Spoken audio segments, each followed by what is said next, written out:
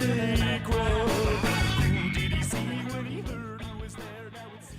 right, everybody. Welcome out to the Logroom Guys Craft Beer Show. It is Tuesday, March the 18th, 2025. Jersey Johnny coming at you with me, as always, is none other than Mr. Beer Samurai. Say hello, Mr. Samurai. Hey, how you doing tonight? I'm doing fine. How you doing? I'm doing. You doing all right? Yeah, I'm doing all right. Not that the Irish is over. You're on to you're on to Brooklyn. Yeah, right. Yeah, once that's a Manhattan thing, San Gennaro. That's in September. Yeah, and then there's no like particular Brooklyn thing. We need to get them on that. We need to, yeah. Well, we could just come up with one ourselves and then just let them know that that's what it is.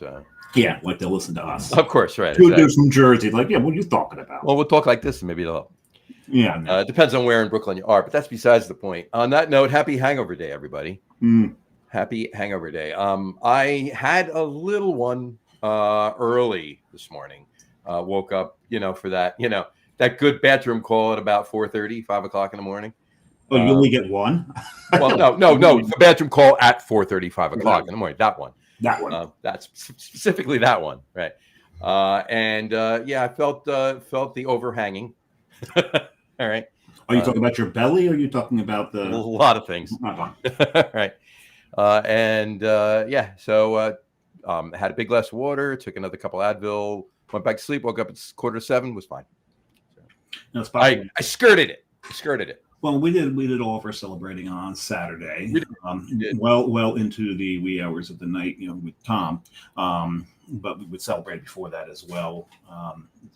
Carried family members. So I didn't really drink, and there's a lot of times on St. Patrick's Day I don't drink. There's a reason for that. I won't get into. I don't want to put a dark cloud over it, but so I actually didn't drink yesterday. Well, let's talk about that and some stuff that we did do or did not do over the weekend when the guest comes on. But before the guest comes on, before our esteemed guest of the evening, highly esteemed guest of the evening comes on, I just want to let everybody know, happy National Sloppy Joe Day. Question for you, and we'll ask this of the guest too. Is a Sloppy Joe meat and a tangy tomato sauce on a roll, right? Or is it 2 slices of rye bread with layers of different meats, cheese, and coleslaw? And Russian dressing. So which one is it? My answer to you for that is yes. Well, because we're from Jersey. we'll ask Rod which one his spouse is. I have a feeling his answer is going to be yes too, but we'll see. Yes, we'll find that out. It's also I switched them in my mind. Yeah, see, but the thing is, awkward moments day. I just had an awkward moment. You just celebrated. I just celebrated right there. Right, that was unplanned because we all know that John's not that good of an actor to have sold it that well. I know. Yeah. That was natural, folks. That was all God-given talent, or lack thereof. Yeah. There you go. So anyway, happy Awkward Moments Day. And there's another one, but there's another day today, but we'll get into that. Yeah, we'll talk about it later on in the show. It's one of those Pastafarian holidays. It's a Pastafarian holiday, and we can lead in something else with it. So we'll do that later on. Right now, let's bring in our guest for the evening, our esteemed guest for the evening, because I'm thirsty and I'm sure he is too. And I know you are. Highly esteemed, especially by streaming services. This is 100%. Yes, that's which we just found out. That's a wonderful thing. So please welcome to the show, Mr. Rod J. How are you, sir? Yeah, Tuesday to you. Oh yes. There he is. Highly esteemed, yeah. Highly esteemed. Only at a few dive establishments. It's better than most. Those are the best places to be highly esteemed. Though. Exactly. Because the other places are polite. Yeah, exactly. Hey, that's my stool. Are you talking about a piece of furniture? Or... I hope so. Yeah. Okay. Let's make it sure. At least he takes ownership. Yes, he does. So how are you on this fine evening, sir? Doing well. Good. Second day of the week, right? So St. Patrick's Day yesterday. Now it's into Tuesday. And the play-in night for the tournament, which is lots of controversy out there. Lots of controversy out there. Yeah, you're right. It is. Being a WVU alum, I understand the controversy taking place. So since we're being basically us in Indiana named the most for not getting into the tournament, and North Carolina getting in. So, but when you got the dollars carry weight. So they do. There are snubs and stuff. There's even a little bit of controversy on the women's side of it, where USC is thinking that they were underranked. I've heard about the USC thing going on too. Yeah. They're pissed, which means if you've got them in your brackets only to a certain point, you might want to take them one level beyond because they're going to play bad. Yeah. Oof. Hell hath no fury like women scorn. So very, very, very, very. I feel sorry for the first team they take on because they're going to take it out on them. Mm-hmm. Yeah, that's true. Open that can of whoop ass. What's interesting is a little whoop ass this year because Carrie's company. There's someone that runs brackets. This year they're doing the women's brackets as well. They are. Oh, that's so good. It's very cool. Okay. But gets more people interested in the women's sport. It does. Yeah, it does. Absolutely. And it's really cool. It'll be interesting to see what happens because going picking through it, like we know that a lot of times because you don't have the parity as much in the women's basketball as you do in the men's basketball. So you see it go chalk a lot. Yeah. Right. So wasn't that a movie back about 20 years ago? See it go chalk a lot? Chalk a lot. Oh, chocolate. Yeah. Chocolate. Yeah. Oh, are we talking about Benoit again? Because I still have some of Benoit's chocolates. Better than his balls. No, that's what's his name. Very, very true. Very true. Well, oddly enough, he does have some round pieces of chocolate. We could definitely do an SNL skit the next time he comes on the show. But it is. But the thing is, it's a disc. It's not actually a. That is. Ooh. The chocolate we were eating on that show with him were most certainly balls. Well, on the last bunch that I got, I've already ingested all the balls. There you go. I didn't even know he made flat earth candy. There we go. This is the flat earth celebrating St. Patrick's. There you go. Going on there. There you go. And can you walk to the edge of that for a minute? Yeah. Well, you know the joke. It's the obvious proof that the earth is not flat is if it were, the cats would have knocked everything off of it by now. This is very true. True. Yeah. I'm going to save that for later because it'll clash with my first beer. Speaking of first beers, Rod, your first beer is pour. Yes, I did pour the first beer here. So I actually poured out of Michigan, going through these. This is from Old Nation. It is the double dry hop Boss Tweed. Oh, that is a good beer. Yeah. Boss Tweed from Old Nation's amazing. I've had that one. I like that beer. So I ended up picking this up at one of our local spots when I went out there, and just like in New Jersey, made an offer I couldn't refuse on it. They actually had 4 packs of these, and I always check the date anyway just to make sure. Yeah. So 4 packs of these, and these were actually done January. Try to see it now in this light. It was like January 11th, I think. But it's double IPA. Yeah.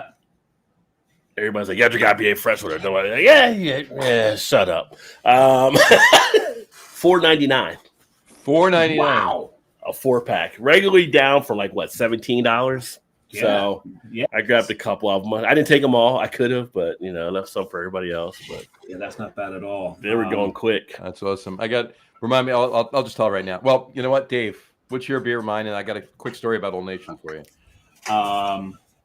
I am, and this is thanks to Jersey Johnny. He tossed me one of these. This is 11th Hour's Noble Spirit, German style Pilsner.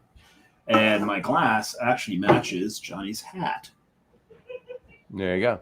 I've got it. Little shilling in the house. Yep, I've got my shilling nipple mug is what I like to drink all of my Pilsners out of, and lagers. I should probably be drinking out of a Pilsner glass, but I like it in this.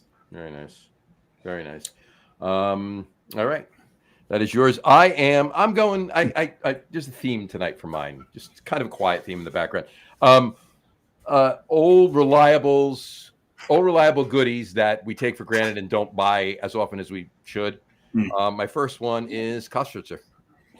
Oh, there you go. The Schwartz beer that all other Schwartz beers are measured against. Exactly. So cheers. And one last time for good measure, Sláinte. Well, I was going to say Prost since two of us are drinking German. There you go. Prost. There you Prost. go. There you go. Down hat. There you go. That works too. Or as like I've said all the time, the author taught me Zunfader. Oh yeah. Wow. That is such a good Schwartz beer. I haven't had one of them. I haven't had one of those in years. So. Yeah.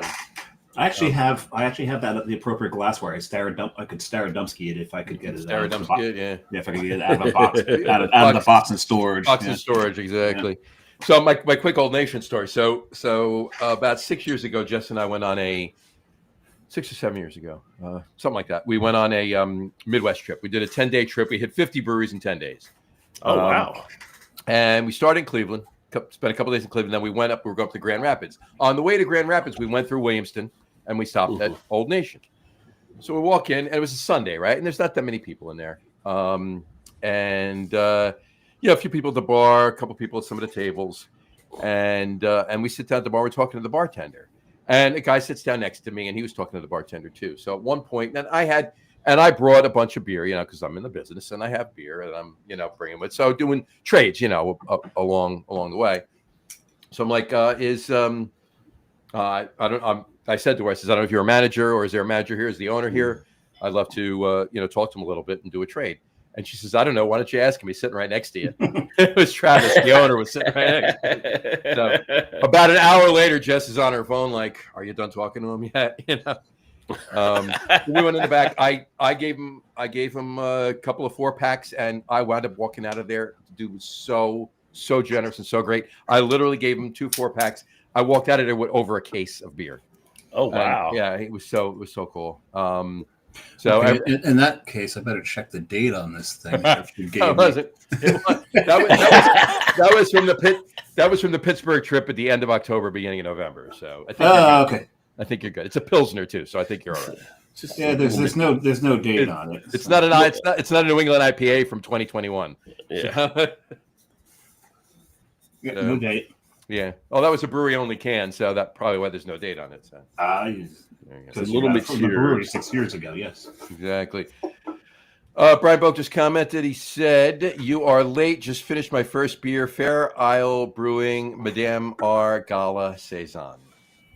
Oh, and Saison. He says Catholic versus Jewish Sloppy Joe. So that's where we lead in was. Go ahead. To you, what is a Sloppy Joe?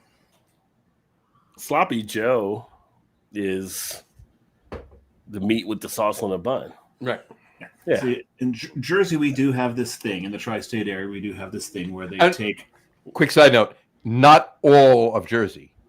Because remember, I grew up in Jersey. You grew up in South Jersey, northern counties in Jersey, and not every northern county either. Just certain northern counties in Jersey. Just Bergen. No, I'm just joking. Can't just do that out there. a little bit of South Bergen, Essex, Union, and a little bit of Morris, Eastern Morris County, and Eastern Morris. Yeah, that's it. That's that section. That's it. That's the only. And it's 2 slices of rye bread. It's roast beef and turkey, and then it's the coleslaw and the Thousand Island dressing. And they put cheese on it too, don't they? Isn't that just like a Reuben with extra or something? It's a non-warm Reuben. It's a non-warm Reuben. It's corned beef. It's roast beef and turkey, so it's not corned beef. No, it can be. I've had it with corned beef and. Well, that's just a fucking Reuben to John's point. Rod's point. Stop! I didn't order it that way. That's how it came. I've had it with corned beef, turkey, Swiss, Russian dressing, coleslaw. I've had it with roast beef. I've had it turkey and Munster cheese and coleslaw and Russian dressing. Yeah, I've seen that too. Yeah. So anything that's a lunch meat with the cheese, with coleslaw and Russian dressing quantifies as that. As a Sloppy Joe. Yeah. Exactly. So not all Reubens are Sloppy Joes, but not all Sloppy Joes are Reubens, but a Reuben is a Sloppy Joe, apparently. Technically, I guess. Funny note, I only had my first Reuben a few weeks ago. Really? Yeah. Oof, I love them. Just never did it. I always knew about it. Never had a pastrami on rye either. For whatever was it open face or was it just a sandwich? It was just a sandwich. Yeah, it was good. It was good. I just never got around to doing it. See, for me, a Sloppy Joe, and I get this from a bar down the shore named Kelly's, which is right Neptune. There, yeah, John can almost sort of. I can walk to it. You can walk to it. I can walk there in about 10, 12 minutes. I can walk there. But what they do is this is the way I do it too. You put the piece of rye bread down, then your corned beef or your pastrami, but corned beef is the norm. You put the corned beef over top of it. Then you have mixed the sauerkraut and the Russian dressing together. Mm-hmm. Oh. Then you put that on top, and then it's slices of provolone cheese and then slices of Swiss cheese, and that goes under the broiler until everything's good and bubbly. And that, to me, that's the best way to do it. Yeah, the open face is crazy. Superior, yeah. The sandwich is very good. The sandwich, for me, I'll say it like this. The sandwich is lunch. The open face is dinner. How's that? There you go. And Brian just commented again. He said, corned beef, pastrami, and turkey is the Jewish version, he said. There you go.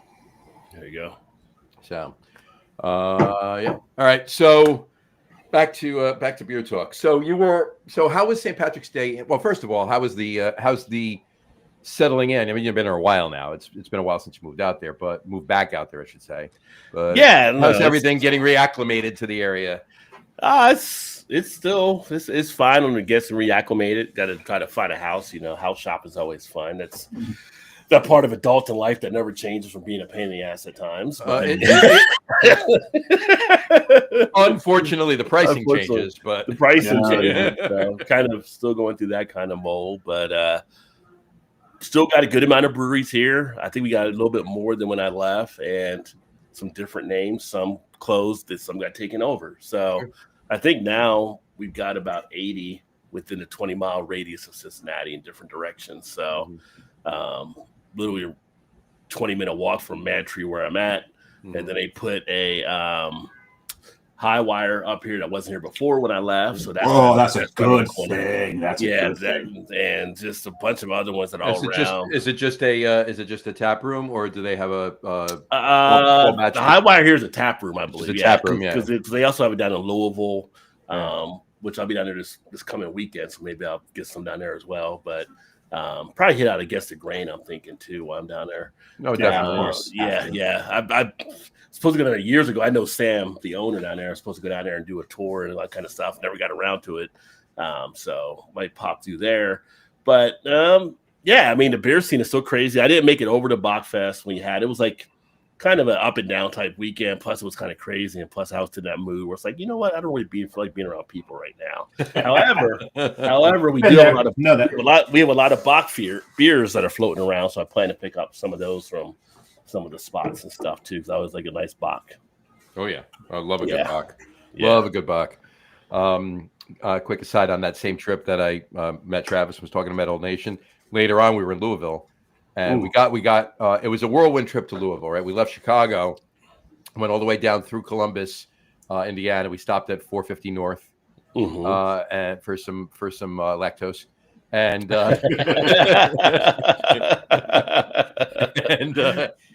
then we continued down and we went to Louisville. We got into Louisville about 10 o'clock. Okay. Checked in a hotel, in and out in 15 minutes. And took an Uber up to Against the Grain. So we got up there. Say we got up there like 10:30, probably a little before. Yeah. It closed at 1:30. We were there for 3 hours. We ate. We had a bunch of beer. It was just before 1:30 was last call. We were the only ones in there at the time, Jess and I. And it was the bar manager and the general manager were in there, just the four of us. And she walks over and she turns the open light out and she locks the front door. And she turns around and says, "Want to drink some bourbon with us?" Twist my arm. In Kentucky? We walked out of there at 4 a.m. Yeah. There you go. That's the way to do it. So that was a fun trip to Against the Grain. So. That is nice. Yeah. It's in a nice little location down there. If you ever get a chance down there as well, I know we talk sports and stuff too. The Muhammad Ali Museum is pretty cool. Well, the stadium's there, but the Muhammad Ali Museum is actually pretty cool to check out too, which is right there where Against the Grain is. It's right there. The Louisville Slugger. The Bat Factory's down the block. Yep. Yeah. And right across the street from Louisville Slugger Bat Factory is Michter's. And it's one of my favorite ryes. The rye. Right there. Yeah. Is that something you, Dave? going on out there? Rain out your window. St. Patrick's continues. It is. That's just how the people in this town are horny as hell. Apparently. If it's one of those places that if you're not moving before the light turns green, the fifth car behind you is blowing its horn. Well, here's the thing: if the light changed green when the first guy blew his horn, and they're still blowing horns, something's wrong with the guy in the first car. So no, you had a car and check on it. It has nothing to do with that. The guy in the fifth car is looking ahead. The second that light turns green, he's on his horn. Mm-hmm. It's like there's 4 cars in front of you. Yeah, really. One of these days, I'm going to, if I'm the first car and the guy behind me blows his horn, I'm going to put it in park, get out, and go, what? I do that. I've done that. When I was younger. What? What? They're like, oh no, you're blowing your horn. I thought you wanted to talk to me. Sorry. I'll get back in. I'll get back in now. But make sure the conversation lasts as long as the light. So he's got to sit through the light again. My father said that a long time ago when I was like 18, 19, 20 years old. I did that. If somebody, as soon as light changed green, if I heard that horn, I put it in park, got out of the car. Can I help you? Yeah. Yeah. What do you want? What? Well, you blew a horn. I thought you wanted something. Have you ever seen that video of the guy who blew a horn at a dump truck sitting at a light? Mm-hmm. The dump truck puts it in park. The guy cranks his radio, gets out, and dances in the street for a little bit until the light turns red again, and then gets back in his truck. That's a beautiful way to do it. Mm-hmm. And the dude could dance. That's great. And I hope. And we'll never know unless we investigate or whatever. I didn't think that, but I will never know. But I hope that was actually for real. I hope it wasn't just one of these staged videos. It looked like it was on a traffic cam. Oh, really? Yeah. Oh, even it looked like it was on a traffic cam. So I think it was real. I don't think anybody was like, I think it was a traffic cam. There you go. All right. How was St. Patty's out there? Was it? I was here last night. I have too much stuff running around, so didn't really go out anywhere. There was some stuff they do like on the weekend. They may have done it yesterday actually, but we have one of the bars. They do a kegs and eggs usually each year, 6 in the morning or whatever. So usually it's on the weekend, but they may have done it on Monday. I wouldn't put it against them to not do it that way because people do take off work. Cincinnati has a really big German heritage. Mm-hmm. Does have some Irish around, but not as much as the German heritage is. So there are definitely people that come out and celebrate on St. Patrick's Day. They do have a parade. The parade, I think, though, was on Friday or Saturday when they had the parade. So, I live in a town which has the second largest Cuban population in the country. There was no St. Patty's Day parade. I was going to say, yeah. No. Well, I just a friend of mine posted yesterday. He said everybody's Irish on St. Patrick's Day, right? And the meme was everybody is Irish on St. Patrick's Day, except the Scottish. We're always Scottish. Yes. And people confuse us for Irish anyway. With the dry face too. Because if it's not Scottish, it's crap. Crap. So. But all right, yeah, it was. I got to be honest with you. I was mentioning it to Dave when he said he didn't do anything yesterday. We had a very interesting St. Patrick's Day weekend. We probably did more than we normally do because the parade in town. It's the biggest in the first parade or one of the first parades in New Jersey, but that's 2 weeks ago, right? Yeah. So we already did that, right? But this past weekend, Saturday morning, we ran the kilt run. John did not wear the kilt. Oh no, I wore the kilt. But you didn't wear au natural. I mean, if you're wearing a kilt, you gotta do the real thing. That's what I've been told. So I wore the kilt and it was breezy. Let's leave it at that. It's called shrinkage. It was cold. They got some Scottish eggs there. Exactly. Bangers and mash. Oh yeah. On that note, but don't go there. I left that wide open for you. Is that the famous or a pseudo famous bar around the corner, bar Anticipation Bar A, which has been there forever, and it was a buffet afterwards. We had food. Ooh. I had a few Guinnesses afterwards, and then I did a little work, just went to work. I went up down by her. I had a couple drinks. Anyway, Sunday morning, we went to an Irish bar down in Spring Lakes for St. Patrick's Day weekend brunch. So I wound up having corned beef hash and eggs with the thickest rye toast I've ever had. I'm not even kidding. I love it. Slice of bread with it's so good. Which is weird because if you go down to Florida, there is a deli called 2J's, not Rod J's, 2J's. 2J's. And their sandwiches are on rye bread that thick. There you go. That's awesome. And I wound up having a few blacksmiths while I was there. There you go. And for those that don't know, it's a black and tan with Smittix and Guinness. There you go. And then we had to hit a couple other places up, and bar hopped on Sunday for a while, and then wound up at another Irish bar for dinner. And then yesterday I worked a good part of the day, but then I went down to the Irish Rail in Manasquan for corned beef and cabbage and Guinness and Guinness and Guinness and Guinness and Guinness. That seems about right from the pictures you said. Yeah. Probably could use a little bit more Guinness, but yeah. It was a little bit. You can always use a little bit more Guinness. So it was a good weekend. So anyway. Yeah, go ahead. I'm sorry. No, I was going to say I did last night. I forgot. I did last night. I did introduce my own beer cuvee to the world. I don't know if anybody else had done it or not, but I called it the Conway's Irish Compliment. I saw you post that. Yeah. I saw that.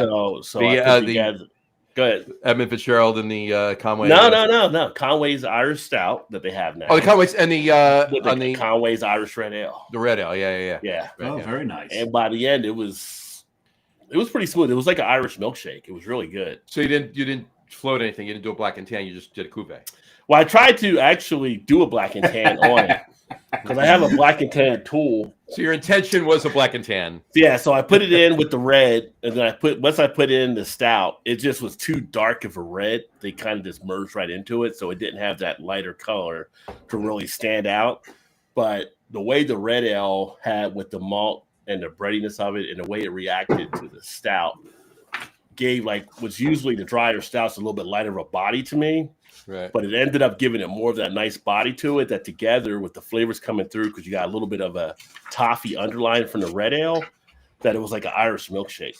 I got to do that. Yeah. Oh, it's right here in the encyclopedia. Cuvée, when the float fails. Okay. Right there. Just wanted to check. Which means every time that when I try to do the shot for an Irish car bomb, it's always a cuvée. Because I can we say cuvee 2 beers.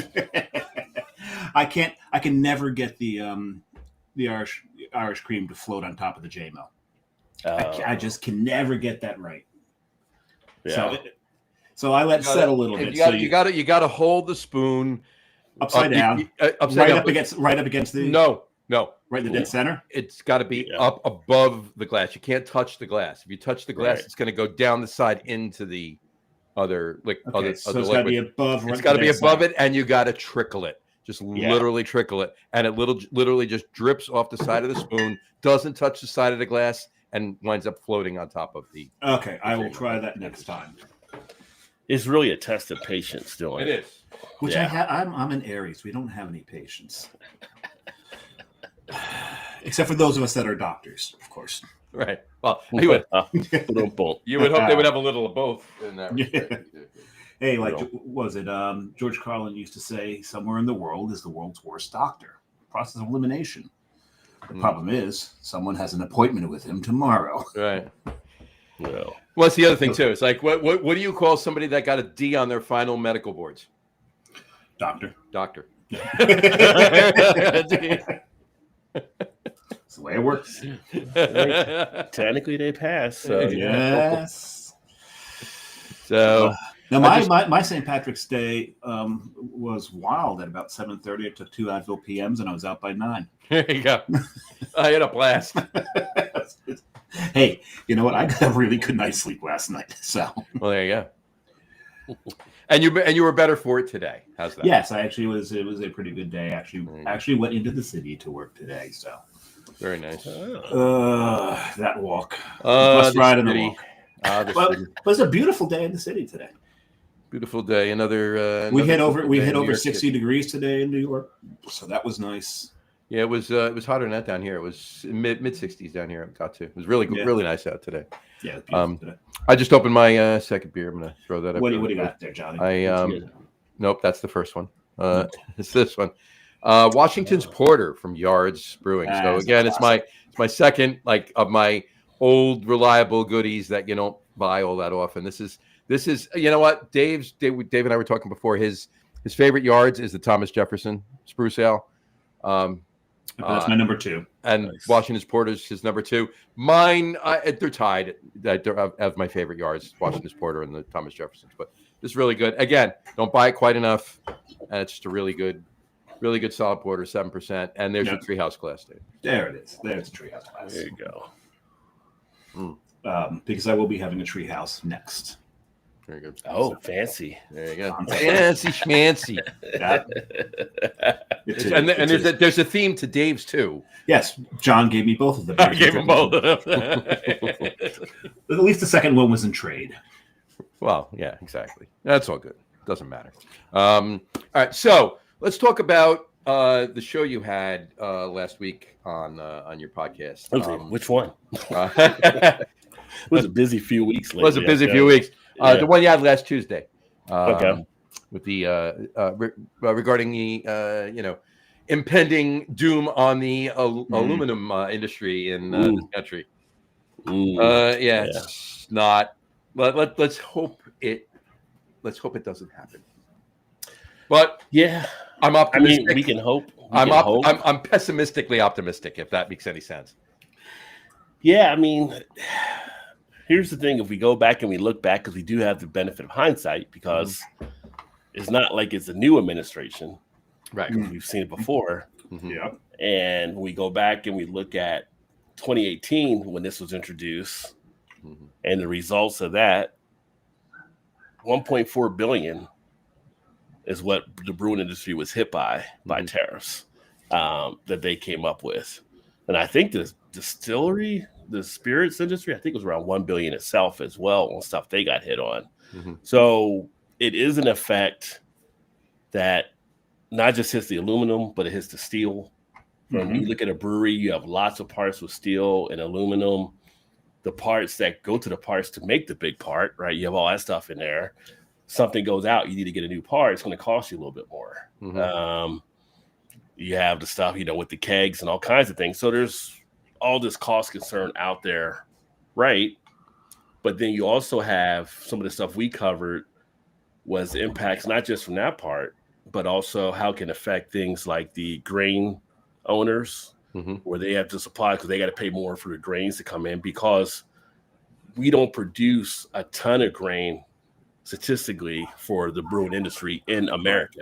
We get a lot of the stuff out from the other country. That was the whole thing a few years ago with Ukraine and the Russia war, was that Ukraine was a big grain exporter. So a lot of that stuff got slowed down. That kind of impacts some of grain prices, right? Yeah, they're called the breadbasket of Europe. Right. And so here in the States, probably the one thing that we do have, although it is usually limited for what we want to do for IPAs, is like hops. We have a ton of hops that we can do. But even some of your more hops, like for your Pilsners and your other type of lagers, they're coming from overseas and a lot of stuff. We can't grow them in our environment like that. We can grow them, but the terroir changes the flavor. Yeah. You're not going to get the same flavor. Yeah, I'll tell you right now, we do. I mean, I would say it's close to 50%. It's probably a little less. It's a little less, but it's not a fraction of the hops we use in our beers are imported hops. Whether they're from Europe or whether they're from Australia, they're imported hops. Yeah, because they took Hellitowers once and grew them in the Pacific Northwest, and they started throwing pine. Yeah. Stuff. It's not Halletown anymore. Nope. So I think when you look at the overall effect that it's going to have, you are going to have a situation where, I went to the store this weekend and I ended up picking up a few other beers, and I noticed like your 6-pack of Miller Lite or Bud Light or some of your domestics, they were now like at $9.99. Oof. Now, usually they're around $5.99, $6.99 or something like that and everything. So now they're coming up to the pricing of with craft beer, some of your lower craft beer levels around $9.99 for a 6-pack for a basic type thing. Those are going up to $10 or $11.99. So you're starting to see this trend going up. And even when you go to like here, we have Kroger out of Cincinnati, it's the big grocery store, like up there. I forgot the one. Wegmans is up there in the Northeast, kind of like that. So you can go there and get beers. Usually they'll be like, "Oh, it's discounted." Like, and the discounts are now like $10.99 or $11.99, where before it would have been $9. Or like Sierra Nevada pale ale used to be like a $7.99 beer when you went into a Kroger. That's like $10.99 now. That's like 10 to $11.99. Yeah. Yeah. So you're starting to see some of the effects already start to take place. So it'll be interesting to kind of see everybody say, well, it's a negotiation tax. Well, it is in the beginning, but it does run into stuff. Like I said, if it holds, did have it go for a period, and we know there's numbers out there to show breweries did get affected by it. It won't be just the breweries, obviously, because, people that want to get their Pepsis and their Cokes and other things along those lines. I tell people, go around to your house and find me like 50%, 20%, 10% of stuff you have that isn't made in China. Right. That doesn't say made in China in the back, right? So you have a lot of stuff that, even away from the aluminum to steel, that you're going to start to pay a little bit more. And people are going to be conscious of that. You're going to start seeing some cutbacks. And unfortunately, for some of the breweries, if they got to raise up, it's going to come down to the price that people may have to absorb. Yeah, so, there's a little bit more than there's even something else that's happening now when you talk about the beer and just the alcohol industry itself is this threat of the tax on spirits from all alcohol from Europe, because it'll be reciprocal. Right. The bourbon industry is already feeling the crunch of Canada not buying any more American whiskey. Canada is one of the biggest consumers of American bourbons, and they're pulling them off the shelves. Right. So that's hurting them as well. We've seen the heads of the spirits industries, a couple of them actually come out and say against this tariff, going, you're going to hurt us just as much as you're going to hurt them, if not more. Yeah. So they're definitely against this. Yeah, and it's interesting because at the end of April, I'll be going to the Craft Brewers Conference in Indianapolis, and so I'll be meeting a lot of people and stuff there. But our keynote speaker is the CEO of Local Nearest, so I'm hopefully can get some time with her to ask her some questions about what they're seeing there as well. Because again, they're feeling the pinch in the distilleries just like the breweries are, but some of the brewers we've talked to already, some of them, when this got announced a few weeks ago, some of them ahead of time stockpiled cans where they can get cans and stuff for their things. If you have the room. If you have the room, and people are preparing. The funny thing is some people will be like, oh, just go back to bottling. It's not that easy for a brewery to switch over. Like, people just think you could just switch over. Like, no, that's whole new equipment, and that's more space with bottling. Yeah, it's not. You most breweries mobile can. And unless you're fortunate enough to own a canning line yourself, but there's no mobile bottling lines. No. Yeah. Right? Yeah. So you actually got to spend thousands and thousands and tens and thousands of dollars to buy a bottling line. At that point, just continue to can and spend more money. Yeah. So. And one thing with the brewery, you guys know this, I'm sure, with like some of the smaller type breweries, one of the reasons they were getting a lot of their stuff imported is because the size that they have to order for, a lot of American companies didn't want to go that small. No. Right.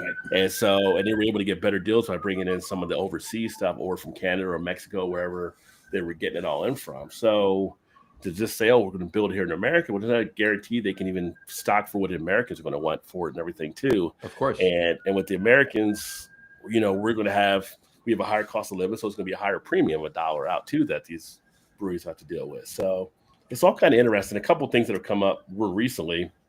We joked about it last week, but I've heard a couple people say, like, maybe we get to return to the growlers again.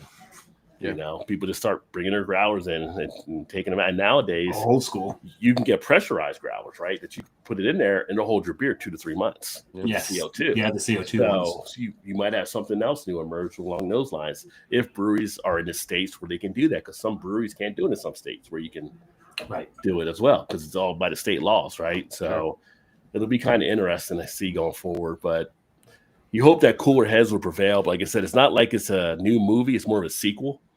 So we know how the first one went. So now let's see what happens this time around. And the people that had to go through it, they're making their voice heard as much as they can. They're saying, hey, reach out to your Congress. They're making their voice heard. But the media's not covering it. I've seen a few pieces. I think if you go on now, like if you Google now tariffs and beer, Because for a while, there was only a few coming up that I saw. Like even my video was popping up there, but now I'm seeing more and more news stations starting to come up ahead of the feed. Oh, good, because for a lot of the stuff, they're not covering that. They're not covering the veterans marches at all. Yeah. So there's a lot of things that they're just ignoring right now, which is sad. Yeah. I always go back. I graduated a journalism degree back in school back in the day, and always do like back in the 80s when we were in school. I was in school mid to late 80s, but back then I grew up under the age of Walter Cronkite and stuff, right? So a real journalist. And we had independent radio stations on the radio, just like we had independent music stations on the radio, especially in Jersey. You got all kinds of stuff. It wasn't all the commercial things. The college stations, that's what we listened to. Yeah, when the mid 90s came around, you started to have the buying of stuff taking place, and now you have 91% of the media controlled by 6 companies, essentially. Yep. Maybe even a little bit more than 91% now. Probably so it's funny because, and we were in Baltimore for the last 3 years, and here in Cincinnati, we usually watch like the NBC news or whatever, but it was almost like the same studio, the same setup, the same things being prepped for the people to read on the news. The only thing different were the people telling the story. Right. But it looked exactly like the Cincinnati news for the most part. So John, Brian and myself have opened our second beers. All right. Why don't you tell? Well, let's put Brian's up. Hold on. Brian's up there. Brian has opened his second beer. It is Hop Butcher Triple Grid Triple IPA. Someone wants to the world. Someone wants to sleep tonight. Exactly. I've had the double grid. I never had the triple grid though. Hop Butcher. It's one of those spots you got to hit if you're in Chicago, though. Yeah, you got to go to Hop Butcher. Yeah. If you go to Hop Butcher, do yourself a favor. I tell everybody, go across the street, get yourself a burger at Bad Apple. Mm-hmm. Best burger joint I've had in my 56 years on this planet. So, nice. Yeah, it's phenomenal. And then when I tell people about it, we did a show one night. We were going through the menu of the burgers. People were really getting like, I was there and no one told me. Like they were getting upset. Like, no one told me like, phenomenal burgers, all different types and everything. So that's great. Yeah, Hop Butcher's awesome now. That's awesome. Dave, what's yours? Mine is called When Worlds Collide. This is from Treehouse. This is one of the more infuriating cans. Scotch ale. Barrel blend. It's one of the more infuriating cans because the name of the beer is nowhere near is not on the front whatsoever. It's actually around the back. So you spend a lot of time trying to find this beer online. But it's on the back. It's called When Worlds Collide. When Worlds Collide, yeah. I put it in one of my favorite glasses. There you go. Skull glass. Yeah, it's my skull glass. Oh, dark beers look so good in this glass. That is so. See, folks, Treehouse does make more stuff besides IPAs. Oh, they make amazing lagers, and that beer and the non-barrel aged version of that beer is fantastic too. Oh my God, the chocolate notes in this are outstanding. It's crazy. It's one of the better Scotch ales that I've had in recent years. That one right there. This is and the regular version of that too. In fact, this is the regular version. This is hold up the can. This is a boozy ass chocolate bar. Ooh. That's the regular version. Okay. And this is the barrel blend. And my God, it's boozy, but not to the point of some hot. It's just got that boozy flavor to it. But it balances that because Scotch ales can be some Scotch ales can be a little cloying, a little on the sweet side. Sure. So you add a barrel age like that and that booziness, it really balances it. Yeah, it's got to have a little bit of a sweet character to it, but you don't want it to be over cloying. That's fantastic. It's a really good beer. I like that a lot. Yeah. I like it a lot. And that is the subtitle for our show, Dumb and Dumb. And both of us are too stupid to figure out which one's dumb and which one's dumber. Yeah, it doesn't matter. pick a day. There you go. So I agree 100%. It's not like you said. It's not a new movie. It's a sequel. Hopefully there's some people involved, not just one person involved. Hopefully there's some people involved that are understanding what it's doing to us here. and they work out. They're maybe, I don't want to say lenient, but they work out a little bit. They work out some things, a little bit faster, a little bit quicker, a little bit to our benefit, so that it really doesn't affect us all that much. I mean, it's already, like you said, it's already affecting us, but well, that would be the goal, right? I mean, I know like Bart is leading a group. Bart's the I forgot his last name, but the president of the Brew Association. Oh, I thought you were talking about the subway system in San Francisco. Bart. Subway system in San Francisco is already leading a cause. I think that's a ride to nowhere out there now. But, I know they're going to DC like for a thing to do like a presentation or whatever in front of whatever panel and stuff like that and everything. So they are taking a group to DC this month in April to try to do that.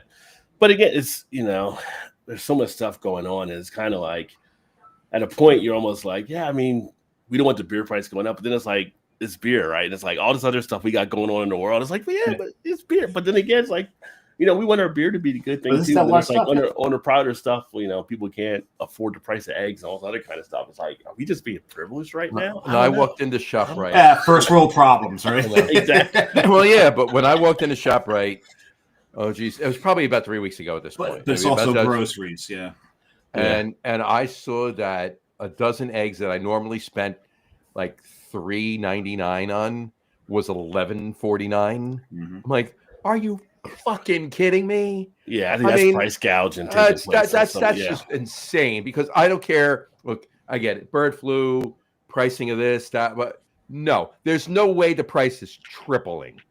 Okay? No way the price is tripling. That's complete bullshit.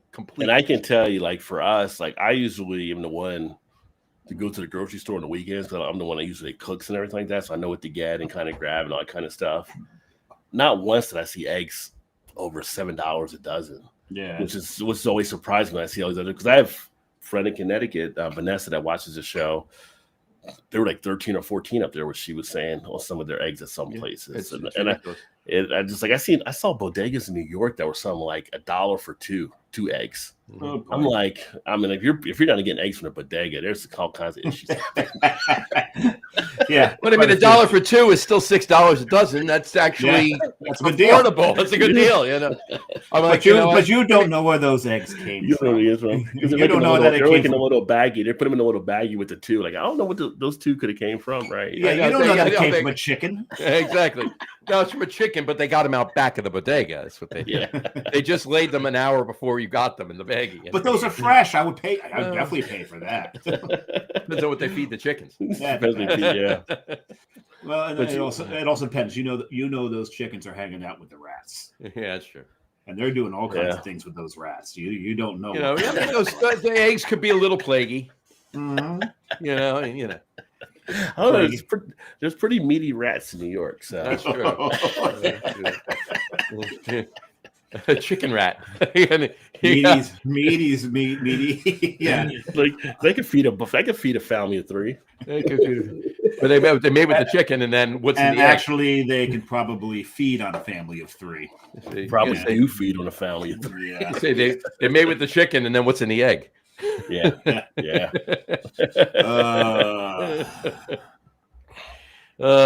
These eggs taste a little ratty, but but I would say keep an eye on it, because there's, like I said, there's more stuff popping up around that now. You're starting to see more exposure to it. Like I've seen more news stations kind of being laid on and behind the eight ball, kind of talking about some of the stuff. But you're seeing that, you're seeing some distilleries.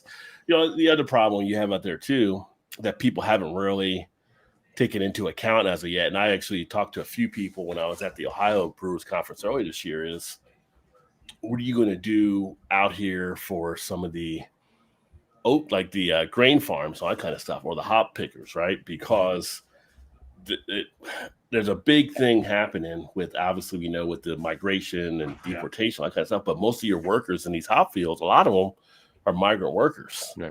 And most of our crops, right, most of our crops. And I was talking like one of the hop farm owners, and he was showing me like the technique they got to do, which is kind of like a special technique to know to pull the hop, to know how to do it, and to do it in an efficient and effective manner, right? Because hops are not huge, right? So you got to pick a lot of them, and to have to train that to an American, and the American, like, when do I get my 15-minute break, or when I do this or that on my and I want $12 an hour, or we're going to unionize. Yeah.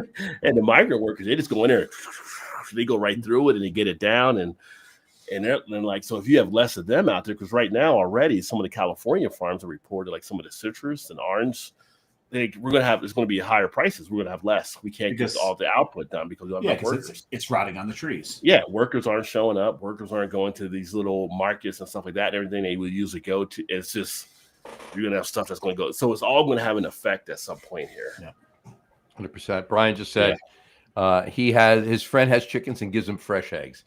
Well, that's awesome. That's great for you. Yeah. I have some friends that do eggs. They have chickens. They do eggs. And they sell them out as a side hustle. I grew up. We had chickens. No, you have not. That's true. You have not. That is a blatant lie. But when I was a child, we had chickens, and one of my chores was to go out and fight them for their eggs. Yeah. The leghorns didn't mind so much. They'd lay the eggs and they'd leave, but it was the pullet. Man, that thing was nasty. It didn't want to give up its eggs. Yeah. So I got a little. Do I still have scars? No, I don't. Yeah. From the rooster. Of the rooster, on the other hand, that thing was. I'll say he didn't. They didn't want. They didn't leave you the eggs. And the rooster was a leghorn, by the way. But we did not name him Foghorn. I did see a comedian say once, Isn't a scrambled egg just a fried chicken? Not wrong. Not wrong. And I've also seen that meme where they're doing cutlets, and they're dipping the chicken cutlets in the eggs, going, "I shall bathe you in the carcasses of your children." I shall bathe you in the carcasses of your children. That is morbid, but that is funny. Well, I'm going to grab another beer here too. Please do. I really enjoy this beer, John. Thank you so much for tossing me one of these. You are very welcome. That is fantastic. That's one of the best Scotch ales I've had in a very anytime I go to Treehouse, and they have whatever version of their Scotch ale, I get a 4-pack. I think up to this point, my favorite Scotch ale was having Belhaven on tap. Okay. There's St. Andrews in New York City in the Broadway area. Had Belhaven. Belhavens? Yeah, Belhavens. Belhaven. Scotch ale on tap, and that's yums. Have you had the Dark Horse Scotty Karate? I have not. I know, but I've heard of it. I've never had it. Yeah. Yeah, they're out of Dark Horse out of Michigan. The Scotty Karate, that and the barrel aged version are they're way up north in Michigan, though. Yeah, I was talking to John about that a while back, Stardumsky, about that beer. Yeah, it's a decent one. Yeah. So actually, I have to speak at one of the universities tomorrow for kids to possibly recruit into the financial industry, so I'm having a Cincy Light right now, kind of mixing it up. From Ryan, this is from Ryan Guys. Ryan Guys. Oh yeah, know that logo. Yeah. So 4.2. If you haven't had this one before, not usually a light beer type drinker, but I was like, you know what? No, you're looking for something there. We'll moderate a little. There you go. There you go. And I mean, it's your typical. Look at that, like light top lager. Yeah. You look fantastic through it, by the way. Yeah. Oh yeah, you do. You look really good. Yeah. So it's funny because Ryan Guys here in Cincinnati, for the longest time, they could not get over being seen as the IPA brewer because they were so strong with Truth and other stuff they were doing. And it was like, we do other stuff, and everybody's like, yeah, but it's really your IPA stuff. And they really did a lot of work over the years to kind of say we can do a lot of different things. And so this is one of their newer renditions they release. And what are you thinking of it? What are you thinking of it? I mean, it's great. It smells like a macro, really. It's just the graininess up front. Is there a little corn in there or not? It's got that feel to it. It's definitely to try to get the macro type drinkers in, I think. But it's nice and light. It's crisp. It's refreshing. it doesn't have like an aftertaste on the back end. I was going to ask the macro. Yeah. So I will say that you don't have that little draw that's kind of, I want to say almost like cardboard like feel to the back end. This one has a nice little effect with the graininess, which you would expect a craft beer to maybe have a little bit more to hold, right? So and you get that cardboard feel when you've got a brewery that has let their hops sit around too long and then use them. Yeah, that's where you're going to get that flavor. Right. See, that's what I'm a craft. The dry hopped cardboard lager is what. It yes. Is. So what I do have a craft beer light. That's one thing I do enjoy about it. It's got that flavor of, that beer that you use to grill by, right? But doesn't have that awful aftertaste and doesn't taste like complete ass when it warms up. Right. Yeah. So, I mean, I can see this one being a popular one. Spring here, summer, lawnmower beer would be a perfect one. 4.2 ABV, softball beer, golf beer, whatever you're out doing. So they're going to do a lot with Cincy Light, I'm sure. A beer and boogie league. Yeah, that's what they used to call it back in the day. It's like garage beer, right? So garage beer originally started in Cincinnati. It was it was Braxton over in northern Kentucky that had the Braxton garage beer. And they ended up selling it to be its own little thing where it became the garage beer line. So we did the Braxton garage beer with lime, the regular garage beer, and everybody loved it and stuff. So people were surprised when they sold it off, but it's kind of crazy seeing it out there by itself now. But if you get the garage beer and you look on the can, it'll have on there like founded by Braxton. Founded by Braxton? Oh, yeah. That's awesome. Yeah, one thing that always amazed me about Rheingeist is that you walk in a Rheingeist, right? You're standing in the tap room, which obviously it's huge, all right, and the production facility is right there too, and the tanks with 200-barrel tanks. I mean, they're huge. Yeah, a huge production facility right there. But you're on the third floor of the building. Yeah. So all those tanks, all that weight is on. It's not on, your base floor. It's on the third floor up. I mean, granted, it's supported, obviously, but it's still amazing that, it's a feat of engineering. It's a feat of engineering that they actually got the tanks in there. Obviously, they put them in the fog, right? But that roof, the roof deck is amazing too. It's beautiful. Yeah, the roof is on fire. The rooftop is nice up there. Rooftop bar is very nice up top. Yeah. Years ago, one of my other friends that worked at Rheingeist when I was doing the stuff here took me on a tour around the brewery. Pretty cool stuff going down into the basement and stuff because the brewery itself is based off another older brewery. So there's like a spot down in the basement that at the time we went, and again, this is probably about 6-7 years ago, 8 years ago, where it was like you could go under the step area and all this kind of stuff, and people would go down there like kind of treasure digging.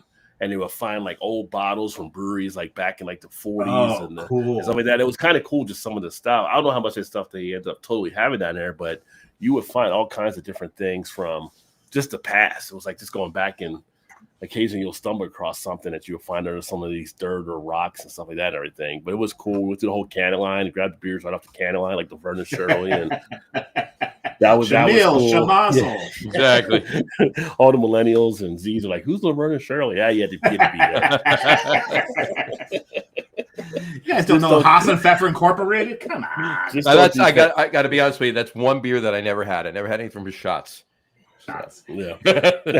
Although I did get a bottle once. It had a glove on it, but bye. So yeah, Rheingeist, great history. They're doing some great things. I mean, they're probably the one brewery in Cincinnati that probably has the furthest distribution, I think now. Because I know like people in Massachusetts get Rheingeist, and I know they were in Michigan and some other states, but like Mad Tree's doing well, but I don't know if they're everywhere. Braxton is doing well, but again, outside of their garage beer being sold off, I don't know if a lot of people get a lot of their stuff. So Rheingeist is kind of like one of those. I wouldn't say they were necessarily the top brewery, but they're definitely the one that's kind of the beacon on the hill, so to speak, that people kind of know Cincinnati now. Right. Yeah, that's for sure. I anytime I get to Cincy, I'll hit a couple of the breweries. I'll hit a couple of them, but I'll always wind up stopping by Rheingeist. Yeah, and Mad Tree was just written up by one of the publications, I forgot which one it was, is one of the like top 25 breweries to keep your eye on and stuff. They just opened up a second location, which is pretty cool. That's a little behind the times because they've been one of the top breweries to keep an eye out on for a little bit now. Yeah.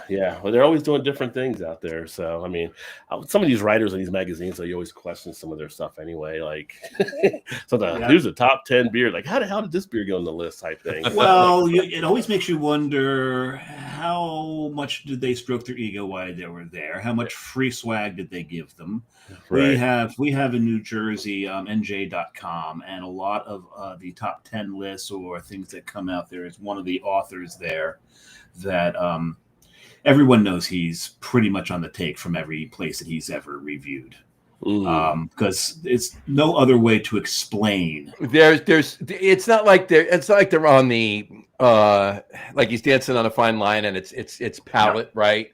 He's rating some stuff. He's giving it a top rating, second place, third place, stuff that's garbage. Yep. And like, so there's no way that his palate is that bad. Yeah. Especially when one of the other ones or twos or threes in that same rating is actually really good. Yeah. So, I've been to BeerVentures where I was a judge, and we've had some of the judges pull out because that person was going to be one of the judges. They say either he goes or we go. Wow, like the lessons of credibility, probably. Yeah, exactly. And the people had enough clout that person was asked to not come. Wow.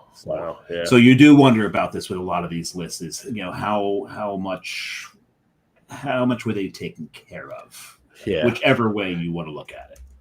Well, it's always like a cringe thing when someone puts out. That's I always say, like, if I do like a list or whatever, I'm like, these are just the ones that I've had, right? I put a disclaimer or something out there, right? Like people are like, these are the best 50 breweries in the United States. Like, really? Have you been to all of them? 10,000? Because you really can't do that unless you've been to them all, right? Exactly. Or these are the 5 best Belgian ales. Have you tasted all the Belgian ales in the world?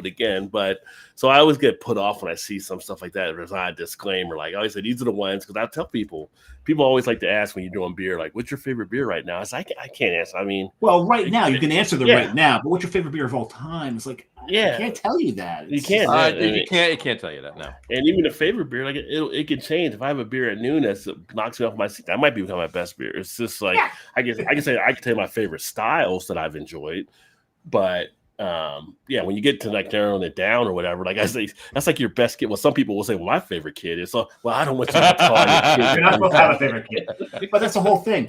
It's like, you want me to remember my favorite beer ever? I drink a lot. My memory's not that good. Yeah. It's just and I tell you, I live in the moment. I'm in the moment at that point. And that's bad thing. The reason I have Untapped is more for my own personal recollection. When I check stuff in, I go back and see stuff and just like, recall things I may have had or whatever. It's not like, I can't do like a Star Trek fan and remember episode 57, scene 25, when Kirk landed on planet Pluto or whatever, and this happened, blah, blah, blah. I can't do all that. Like, I'm in the moment. I live in it. I can tell you some of my favorite things, but I will say the ones that stand out definitely leave a mark from the ones that don't. Like when you have really good standout beers, those ones they notch a space in your mind. You remember them. Well, here's the other thing. We've brought this up on the show a few times. A lot of beers that may not have been that best beer you ever had, but at that moment, where you were, the people you were drinking it with, and the whole atmosphere will impact how much you enjoy that beer. Yeah. So if you got that beer canned, and you got another beer from the same style and drank them side by side, that beer that you thought was the best you ever had may not come out on top of the other one, because it's really also, like you said, it's about being in that moment.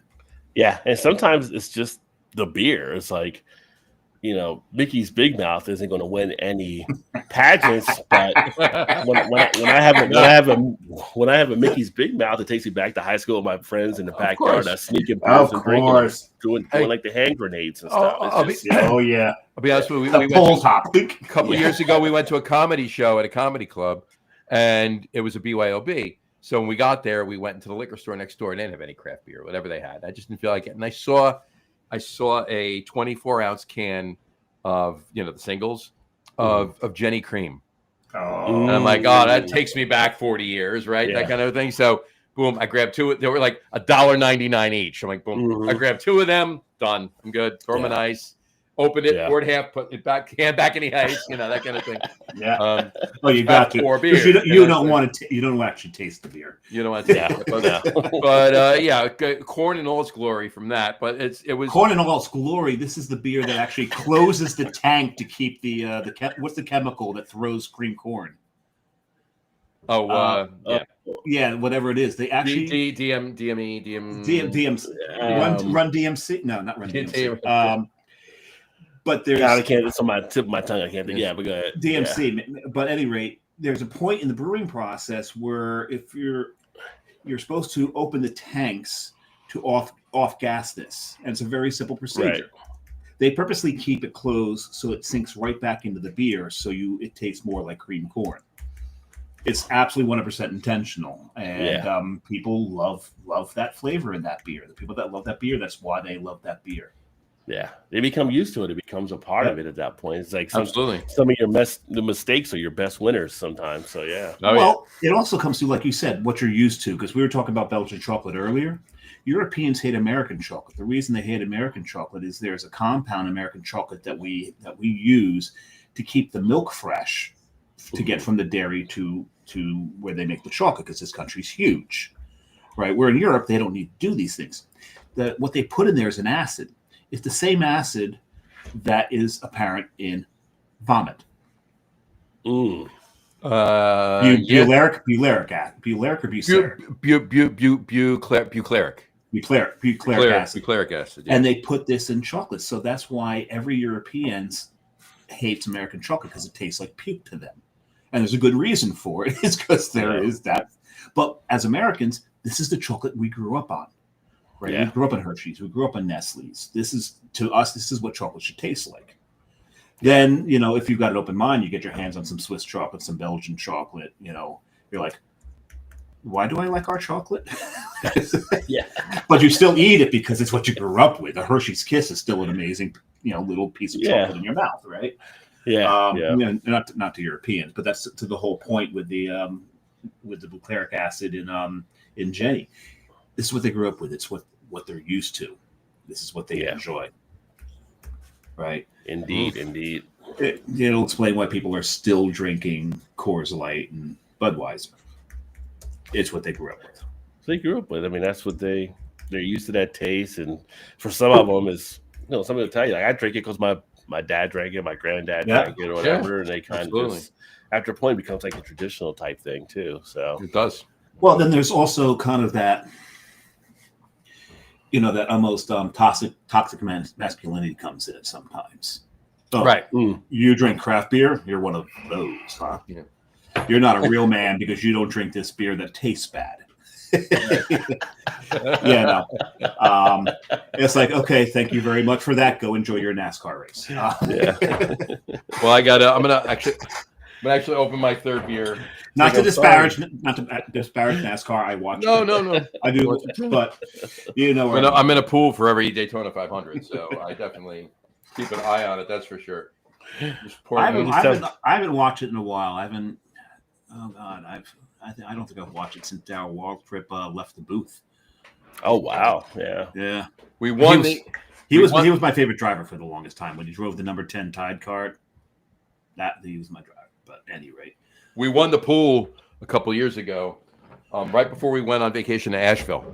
It was like 2 days before we left. I'm like, beautiful, money, pocket, vacation done. It was perfect. What's that third beer you got there, Johnny? So my third beer. If I don't know. As if you don't know. It's definitely an oldie, a good old goodie, an old reliable goodie, and it's also one of my favorite styles as well, and that would be Double Bag from Long Trail. It's a Sticker Alt. Long Trail does some good stuff. Yeah, a Sticker Alt. A Sticker Alt right there, Double Bag. Matt just had one when he was up in Connecticut, and he didn't. Of course, it was only draft only. He couldn't bring any back, right? So sucks for him. Yeah, that sucks. Speaking of draft, so here, like in Ohio, oh God, we have our Kroger's can have taps. Oh, really? So you could drink while you're grocery shopping in the grocery store. That's cool. And I didn't do it the other day, but I looked at it and I was like, maybe if I come back this weekend, I'll get it. They had Bourbon County Stout on tap for like $5. I know. $5 for a pour. Yeah, for that's $5. As cheap as that is, I'm still torn. It's like $5. And I don't know if they try to give it to you in a snifter or a pint, but either way, that's a good price on tap. Yeah, the last time I had it, because I refused to buy anything that's right. The money goes back to APE InBev. Yeah. The last time I had it was a beer festival, and people were like, you still paid for the ticket, so you're cheating. I'm like, the ticket was comped. So I paid nothing for that. So I'm like, you know what? I'm coming back to this 3 times because this is a little loophole in my beer morality. Yeah. I was enjoying the hell out of that. Like, I can drink this clear conscious. Yeah. Drink this clear conscious. Florida allows taps at their grocery stores too. Florida does too. Okay, yeah. There's a few places. Yeah, Whole Foods has had a little bar in it, and it's funny because it was in Boynton Beach. My brother lived in Boynton Beach, and we're getting ready to do like a big cook. I'm like, give me the list, I'll go. And his wife was like, "Your brother's going to go do the shopping." He's like, he found out that they've got a bar in the middle of the. I'm like, shh! Don't out me like that. Yeah, here like Whole Foods you can go into. And people go there to get like a lunch, like the hot bar like that and everything. Right. And they got like 5 or 6 taps right there. So people have a beer with their lunch right there. Oh, this one had one right in the middle of the store. Yeah. With stools all around it. Yeah, and that's how funny. Some of ours are. Yeah. Yeah. So the cool thing is you actually had to get through the grocery carts to the store, to the stools. Or half the people at the bar were just the husbands that were left there. Right. Mm-hmm. So that, they didn't keep putting Oreos into the grocery cart. And what's wrong with that? Well, because if they were my physique, the wife's probably trying to get them to lose weight. Oh, I got you. So sitting them at a bar. Yeah. So I saw this post in one of the craft beer groups. I think it was one of the Rhode Island ones, Dave. So it was posted. It was either today or yesterday. I saw this posted. And it really has me befuddled, if you will. It really has me. Oh, well, it's Rhode Island. Of course, it's befuddled. Concerned. No. It's not for Rhode Island. It was a study done. I don't know when it was done. They posted this today or yesterday. One of them. Yeah, it says America's favorite beers. Okay. Via popularity by millennials, Gen Xers, and boomers. So boomers' number one beer is Guinness. Gen Xers' number one beer is Guinness. And millennials' number one beer is Heineken.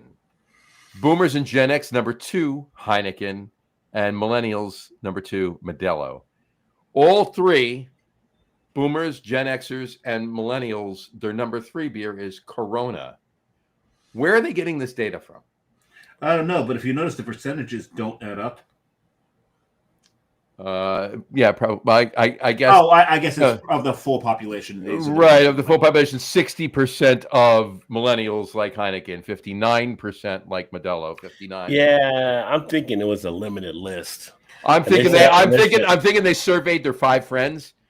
Is my I just said of these beers, which of these? I don't see because here's the thing, and not that I'm any bit of a proponent for ABM. We were just talking about that. The only instance of Budweiser on here at all is 9th place for millennials. So now, while there's no real craft on here, I'm shocked that there's no other Budweiser anywhere on here either. Stella's AB and Bev. Well, no, I meant. I think they may have done it with like macro names and just said of these like 15 or 20 what beers, how would you prefer? And so like they never gave them a choice. You tell us what you like. Yeah. They just said, here's 15 names. What of these do you like? Or the only craft on there was Sam Adams. Basically. Or they were the canvassing the people coming out of the liquor store downstairs there. Yeah. Right. Yeah. Or they just looked at the credit card data based on the demographics and who was buying and looked at what they bought during one Saturday afternoon. And that's what they Yeah, this is disappointing. Yeah. We'll post this on the Logger Room page. Tell us what you think. like the millennials, none of them had Samuel Adams up there. It's kind of interesting. Yeah, I don't think any of them drank Samuel Adams. Well, no, they don't drink Sam Adams. But the most glowing one here is the 6th place beer for millennials. Yeah, White Claw. Yeah, White Claw. Last I checked, White Claw wasn't a beer. No. Let's see. And I'm actually surprised that Guinness even made the list for millennials. Yeah, really. That's why we don't talk about millennials. The only reason, the thing is, millennials are. Hey, we're not that far away from Generation Alpha drinking now. Yeah. Gen Zers are getting. Oh, I can tell you, Gen Alpha is going to be. They're going to be THC. they're not drinking anything. No, they won't drink at all. Or they'll drink THC beverages and eat their gummies. That's what they'll do. The only thing I like, the only thing with the millennials now is the millennials have finally realized that Gen X wasn't entirely wrong, and now they're looking at Gen Z and going, "Don't fuck with Gen X. You're not going to win. Just don't do it. Don't do it. Don't do it. What is wrong with you? We tried. We lost. We understand where they're coming from now." Because we learned one thing that's very, very important about Gen Xers. They don't give a shit. They just don't care. We thought we're the last of the latchkey kids. We are. I mean, we should be like the quiet generation. And maybe some maybe look at what I'm saying, because we are, but when we went to school, there was always the quiet kid, and your parents say, "Don't mess with that kid. That kid is that quiet. Don't mess with the quiet kid, because that's the one that'll kick your ass." And that's how we are, kind of. We're like that quiet generation. Leave us alone. Let us do what we do. Don't come over here with any of your shit, because if you do, we're going to handle it, and you're not going to like how we handle it. But we are the last generation where, as we grew up and through college, we did not have these to keep records of what we did. Right, that's true. There's no videos of our shenanigans. Fortunately. I mean, we were the generation, I think, that came up with snitches get stitches. That's when they found out. Somebody had to tell on them. Yeah, that's the only way. We're also that generation where it's like you get the new kid at school, and somebody said, "Well, be kind," because if a teacher says this kid doesn't like this or everything, we poke the bear. Oh, so we all have to, whatever you tell us not to do, we're going to do it. We're going to do it a lot of times. So I did see there was a tweet out there. It's like every Gen Xer went a lot further on their bikes than their parents ever knew. Oh yeah. Oh yeah. Yeah. We had. They were given limits. Don't go past this road. Don't go past this road. Don't go past this road. And early though too. I remember being in first grade and riding my bike to my friend's house.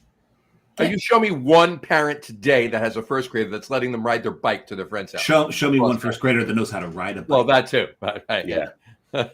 Yeah, first we were like running around in the woods getting lost and stuff back in the day. Exactly. Oh, God. I mean, and the thing is, I look now on a map. When that street light comes on, your ass is home when that street light comes on. But I look at some of those woods that we would go in and have our adventures and get lost in. I look at it on a map and like, that was only 2 blocks square. Mm-hmm. Yeah, it seemed bigger. I really thought I was lost in Mirkwood. What the hell? Only 2 blocks. Well, I'll say Kelly Manning was right. Literally, we're the only generation too that our parents had to be reminded to go check on your kids because you might not know where they're at. It's 10 o'clock. Do you know where your children are? You know where your children are. They literally had to be reminded. And a lot of parents would be like, "I don't worry until 11." Literally had to be reminded. Remind me in an hour. And I've said that to a younger coworker in like their 20s. I'm like, and they're just like, where's this attitude come from? Like, you got to remember, I was raised by the generation that literally had to be reminded they had children. Yeah, every single night by the local commercial. This is your brain on drugs, and they showed it. I like mine scrambled. That's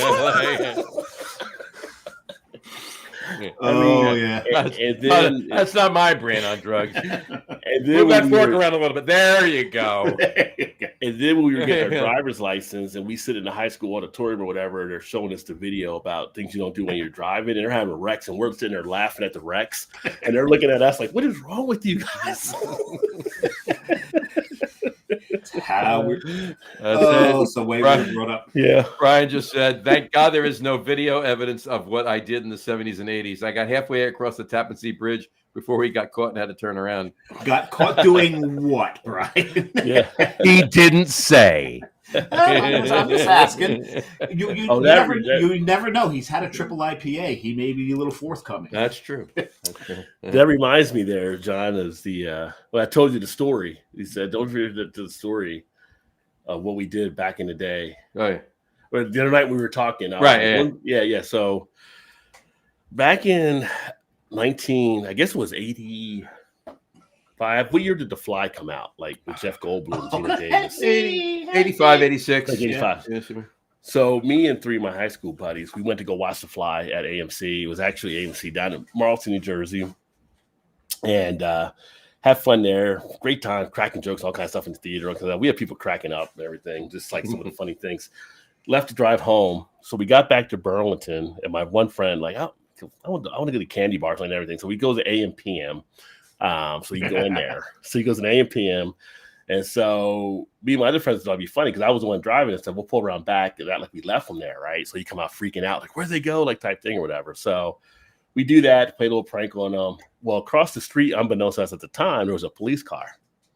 So the police car, I think, thought we were trying to case out the joint or whatever, right? So again, this is mid 80s. I would not recommend any of you young kids do this today, especially don't do this now. Of this complexion.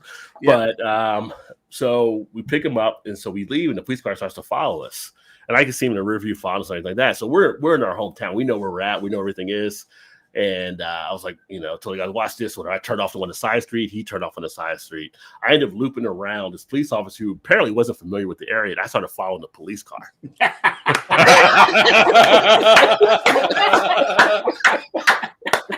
That's amazing. So I'm following the police car as we head down to the light of Burlington to go to Route 130 before we made a right turn and go back to Burlington. And he gets to the light. He goes through the light because he's a cop. He can do that. So we're like, okay, we'll go back home. So we go back home. Well, the cop ends up going around and ends up coming out of a Dairy Queen parking lot behind us again. And I'm like, oh, this is interesting. So then we take another turn to go back to one of our side streets to go into Burlington. So the street that we were on, it wasn't like a segregated type area, but it was kind of where we went to. We had Ligour Square in Burlington, where it was like mainly probably like 80% black on the left side of the street. On the white side, it's probably about 70-80% white or whatever. But you guys mixing, it wasn't like anything ever issues between the two areas. Right. So I made the right turn into that area and started going around again. So we had friends over there too. So I was going to loop them around again. Out of nowhere, it was like 7 police cars. Oh, lights flashing, everything like that and everything. And then we're sitting there, and one of them was on their little megaphone. Passengers, hands on the back of the driver's seat. Driver, hands on the steering wheel. Blah blah blah. All kinds of stuff to make us come out. And then they're like all searching the car. And of course, it's always the little one in the group, right? That has the biggest mouth. So a little friend Damon is his name. And he was just like, "What y'all looking for? Drugs? We got rid of those." He's like, everybody just feeling all kinds of stuff. You're not helping. So the police can't find anything or like that. Everything. They're all pissed at us for doing stuff because we're just doing high school hijinks, really. So they're like, "Well, go home." Like, we ain't gotta go home. We got no curfew. Blah blah. So anyway.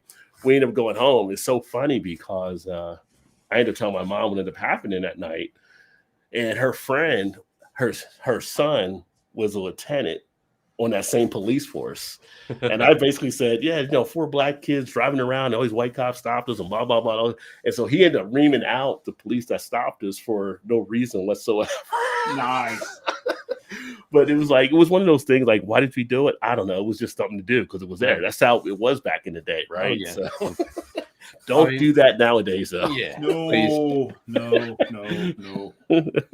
I mean, I'll tell you. Well, hold on. Well, first of all, who didn't run from the cops when we were kids? I did all the time. I had a Camaro. We in high school. I got a story about that too, by the way. But go ahead. Well, we were there were several places we drank, right? We went to, and somebody got beer or whatever, and we drank, and then the police would come in, and it was like an unwritten rule. I mean, it wasn't like we even tried to, but we did notice after a while, okay, that if we had finished everything or if we took it with us, they kept chasing us. If we left it there, they didn't. And we thought that, okay, they realized that we left it. We were going home. They let us go. In retrospect, I'm thinking, all right, well, we gave them a present. So they were like, "Screw it, we got this out of it." My funniest ever traffic stop. I worked up at Yards Creek Boy Scout camp, and the program director and I ran the rifle range. We're heading home one day. Of course you did. Of course I did. Yeah. And I stopped for gas, and we went to the convenience store, and we got some snacks. And as we're going down the road, now this is up in like Warren County. Mm-hmm. Warren? No, probably Hunterdon. We're probably in Hunterdon County at the time. And I see a cop at the side of the road, with a speed gun. So as I'm driving along, I'm flashing my headlights to let people know, hey, there's a cop up there. I did that to a cop, apparently. Next thing I know, woo! So the headlights come on. Their lights come on. Yeah, you're not allowed to flash your lights. Yeah. So so I'm in a no touching of that button, sir. Is that really a law though? Like no, it's not. It's like blackjack. Like you can read cards. It's just frowned upon. So they're pissed off that I'm flashing people. Well, I would be too, but yeah, my headlights. That is. All right. It's their disappointment. But yes, they're lost. But I'm in a 77 ratty ass Cutlass at the time. So they pull me over. So I get the feeling they thought they're getting two dirtbags drinking beers in a Cutlass that are flashing traffic. You got a cop come either side of the car. The guy coming to the passenger side, he's got a flashlight. And he flashes it in the car. First thing that the flashlight settles on is the quarts of milk.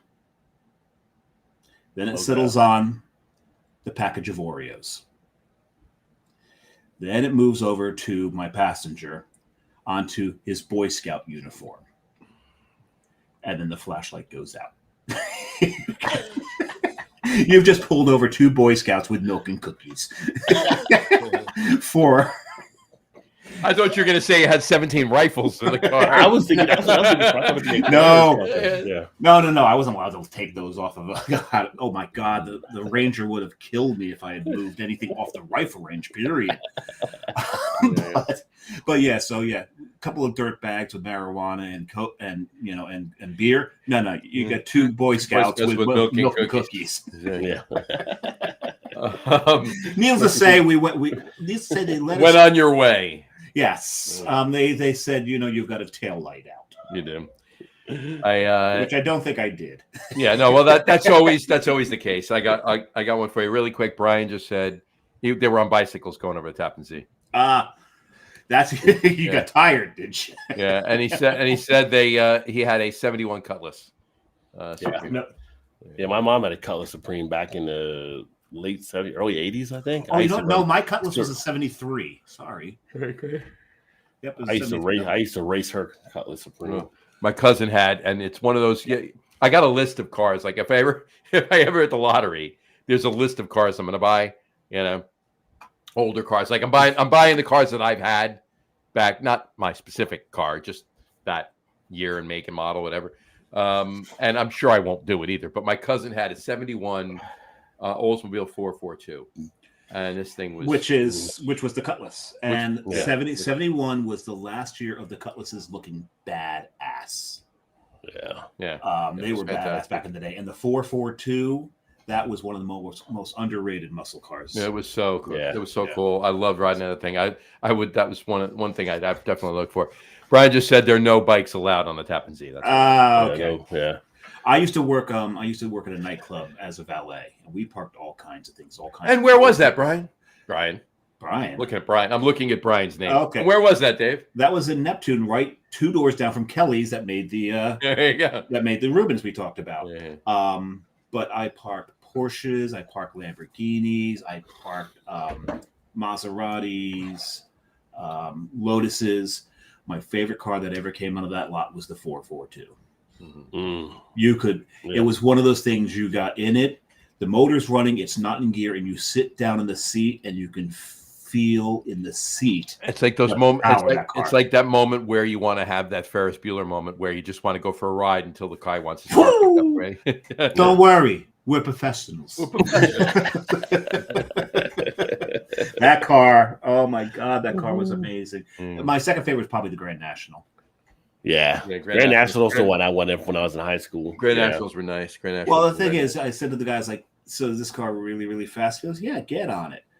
So I get on it, and the problem with the Grand National is it's well, it's a Regal, but it's a Regal. It's a Buick Regal, but it's the problem with it is it's all about the turbo, right? And it takes a half second for that turbo to kick in.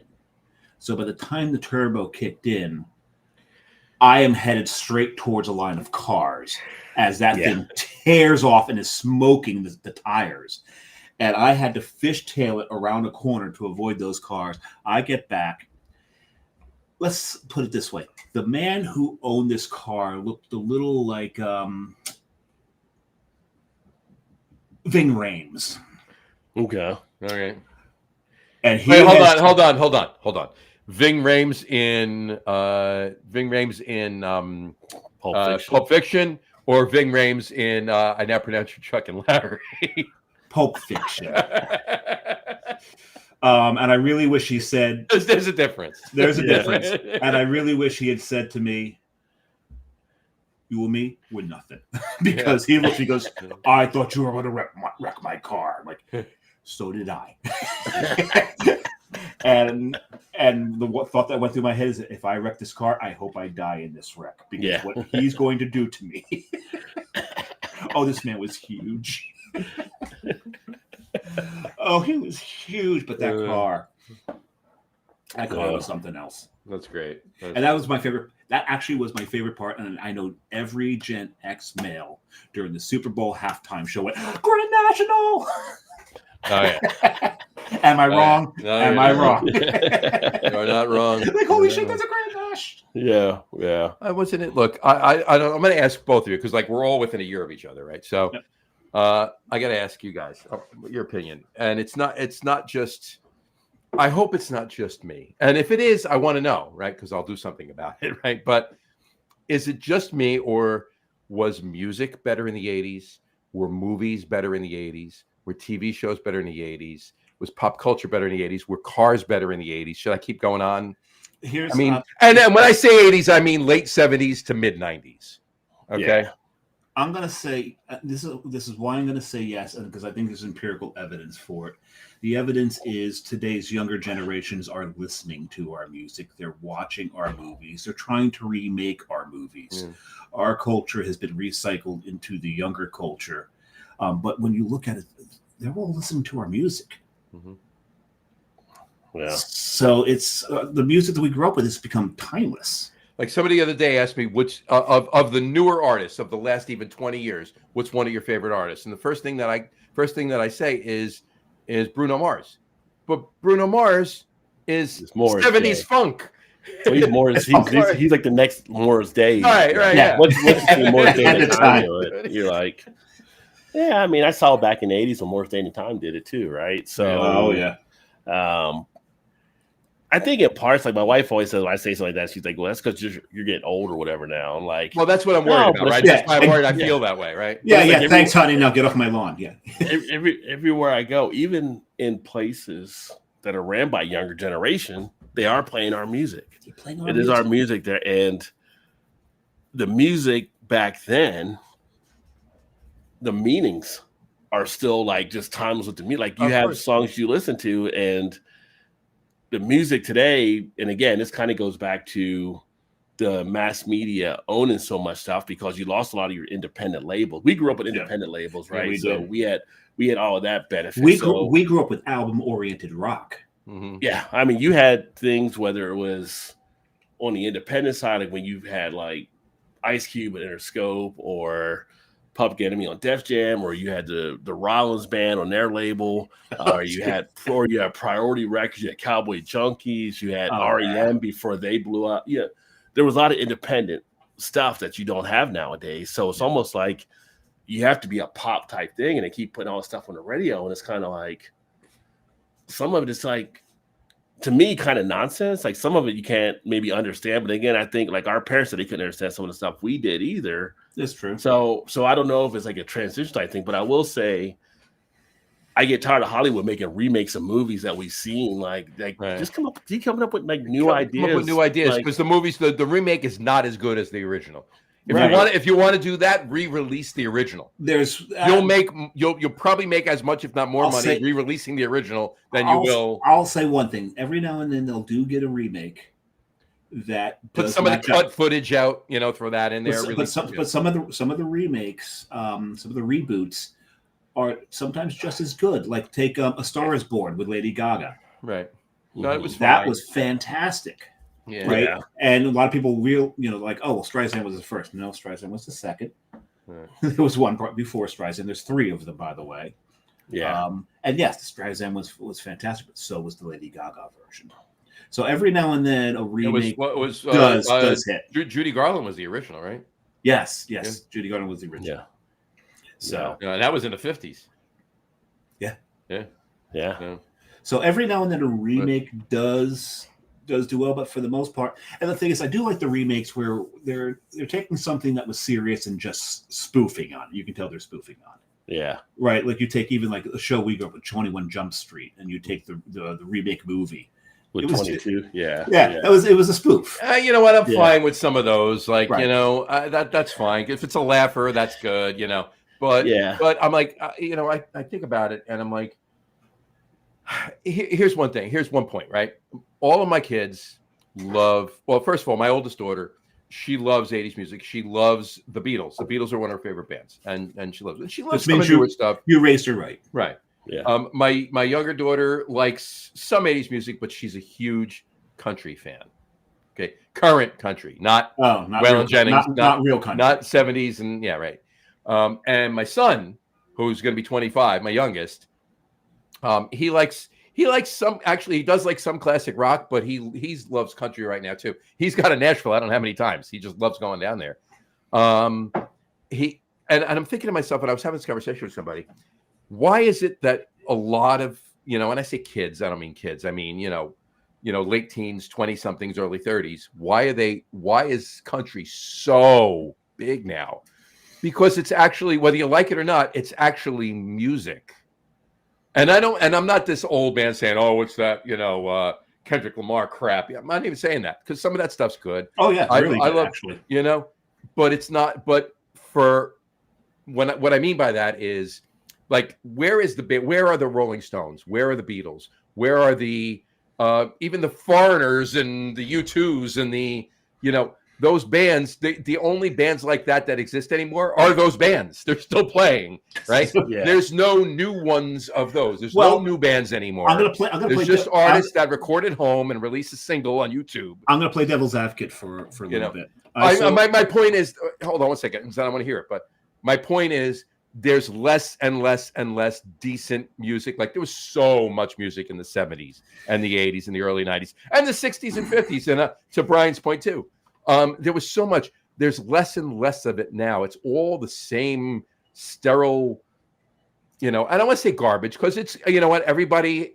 if you make a song, and I'm a musician, I've written plenty of songs. Some people like it, some people don't. That's fine. It is what it is, right? Just like beer. Some people like it, some people don't. It is what it is.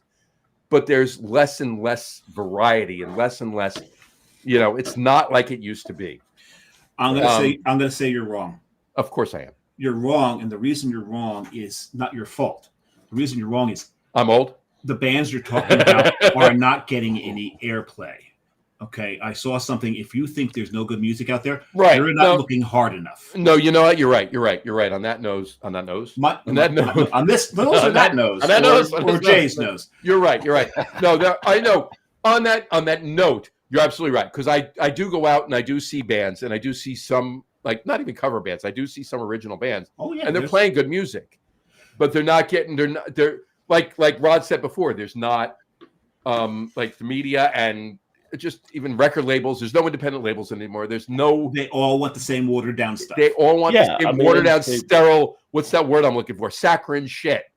Mm-hmm. And because they know that stuff sells, so let's keep doing that because that's what these. Because it's about money. Well, yeah, they essentially came in, they scooped up a lot of the independents or put them out of business, whatever, and basically said, okay, we're UMG, so we're your McDonald's. Yeah, we're Sony. We're like your Burger King. We're like we're Walmart. Yeah. So you've got other ones that are struggling to get their word out. They're like the smaller ones, but they get drowned out by some of the bigger type things. And having the radio background as well, although it wasn't as common after they kind of cracked down on it, but the whole payola type thing, where they weren't giving cash, they were giving other stuff to studios and stuff to get other music usually to be played out there. Yeah, well, that could, you go to the right party and that. You end up maybe at the Playboy Mansion or Epstein Island or something like that and everything. You never know. Well, we got you on camera, so you'll play what we want you to play. You will do what we want you to do. Yeah. The thing I love about my younger son is This wasn't around back then. he's into music, and he's into all types of music. He loves the Chili Peppers. Yeah. The first time I played Rage Against the Machine for him, he sat back and went, "Whoa, who is this?" He really appreciates these things. And today, was it today? No, yesterday, he sent me a song by a band called Sticky Fingers. I've heard of them, actually. I'm laughing because I just listened to them yesterday. It's called, and I'm listening to it going, oh my God, this is almost like Sublime meets the Wombats. And it's funny because they claim that they're not ska, that they're reggae. And true, yes, their beat is reggae, but that's got such a fun ska feel to them. Mm-hmm. Yeah. And, so the fact that he finds these bands, and I think it's because he's a stoner. And stoners find the best music. They do. You got to be comfortable. So, hey, dude, I can put Bob Marley on right now for hours and be fine. Oh my God! So here's the thing: my son and reggae. If if he's around a bunch of Jamaicans and he says, "Oh, I really into reggae," I'm like, yeah, you like Bob Marley? Yeah, I love Bob Marley. Who else do you like? And he starts listening to bands he likes. They'll be like, "How you know this? You too white. How you know this?" When I say he's into reggae, he's deep into. Does he like Tiger? I don't know about that. I don't know. I'm not deep enough into reggae. Yeah, see, back in the '90s, we used to have dancehall reggae.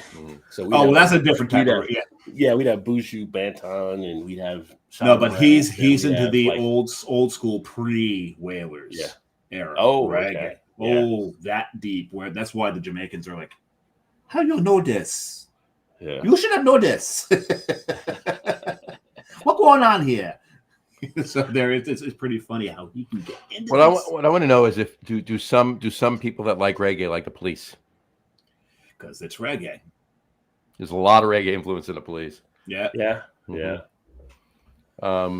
Which we call really quick. Brian had put up 70s cars, music, and movies, 100% them as well. Yeah. He said in late 60s. Brian, I'll go back to the 50s. It's all good with that. And then, but he did say most 80s cars sucked. Some 80s cars sucked. I'll give you that. Most did.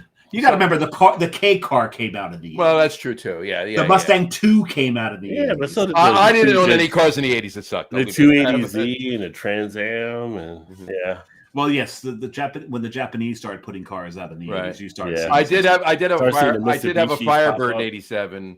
I can say that I have a Firebird in 87. Hold on, I had a Firebird in 87.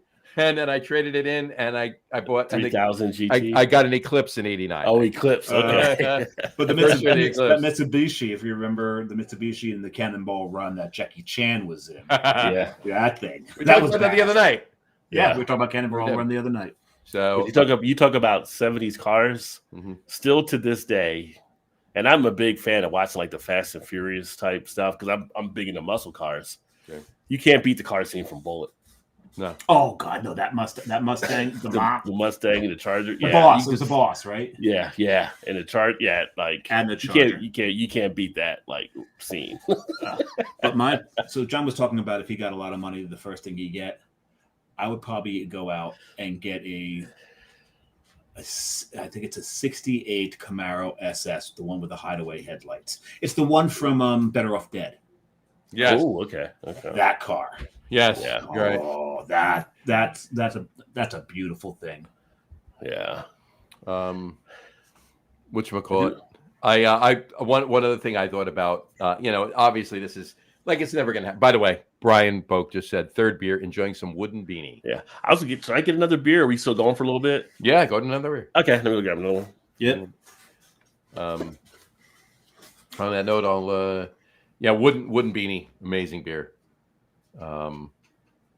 Amazing beer. And anybody out there doesn't know, Wooden Beanie is one of Brian's own beers, and it's his one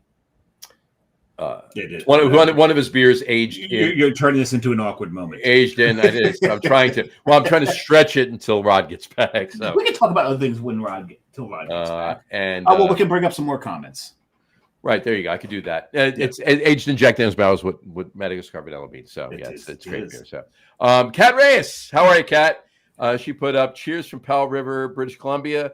Oh, very nice. I'm using the strong dollar to keep these to tip these Canadians liberally. There you go. Very nice, as they deserve it. And then she said, they removed all the American alcohol from the shelves here, so I'm drinking only Canadian and European brands here. So relevant to what we were talking about earlier. Totally relevant to what we're talking about. Yeah. And you know what? While I'm upset that they did that or that they had to do that, how's that? They were forced to do it. Yeah. They were forced to do it. There's nothing wrong with what you're drinking. So enjoy that. Not whatsoever. And to be quite honest with you, whether they remove, if I was up there with you and I would be drinking American brands, I'd be drinking the Canadian and European brands anyway. So. Yes, absolutely. That's fine. So, oh man. It's funny because the Scotch ale has warmed up a bit. Yep. The chocolate note is not as sweet as it was when it warms up. Yeah, you're right. It isn't. It's a drier chocolate. It becomes more like dark chocolate than a milk chocolate. Yep. 100%. And I'm enjoying that. There you go. Yeah, that's a complex, beautiful, beautiful beer. What did you grab there, Rod? Yeah, I was debating on what to get. Did I want one I already had and I could use the same glass, or do I want something different? Because that meant a new glass. So, how much do I want to wash later? Yeah, so decided to go ahead and get a Great Lakes Vibaceous. There you go. So, look at the size of that can. That's what she said. 19.2 ounce. Look at the size of that can. Yeah. So that's usually what he said. That's usually what he said. Well, only not if there better be two, right? Because you went cans. Well, it depends because can is also an old school term for the backside. Rear end. And then a single. Oh, okay. Well, that could work too. But yeah. So this is a can. These are cans. Yes. These are cans. Yeah. So yeah, this is one of their double IPAs they came out with recently over the last year or so. But yeah, because these are rather easy to get. But 19.2 ounce again, stovetop. So this is stovepipe. Stovetop. Stuffing or can, whatever. Anyway,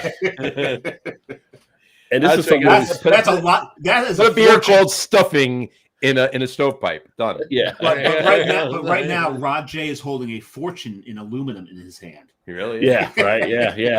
Crackheads will be after these. Why are we throwing out all of our cans? I mean, right? Yeah. Yeah, definitely recycle now. Sure. Oh, absolutely.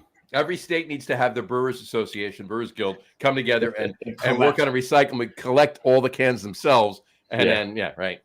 I mean, some states you can still get change back on the bottles, so bring it back on the cans as well. But what I was going to say, about this. This is one I picked up at one of the local spots here. It's $2.99, so $2.99 for this. But I always joke about we got rid of the 22 ounce bombers, right? Yeah, only to work ourselves now back up where people are going to 19.2 ounce cans. So I'm like, was that 2.8 really that bad that we got to get rid of? I mean, we're kind of edging right back up to where we try to get away from. So. Yeah, no, you're not wrong.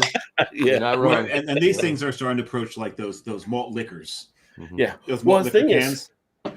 It's not. They were in 40s. They're putting like 6% or something. They're putting like 9.5. I've seen like 10% and something. Right. I mean, yeah. That's insane. I've seen. What's the big Founders IPA that they put in the big cans? All day IPA. No. That's a low ABV one.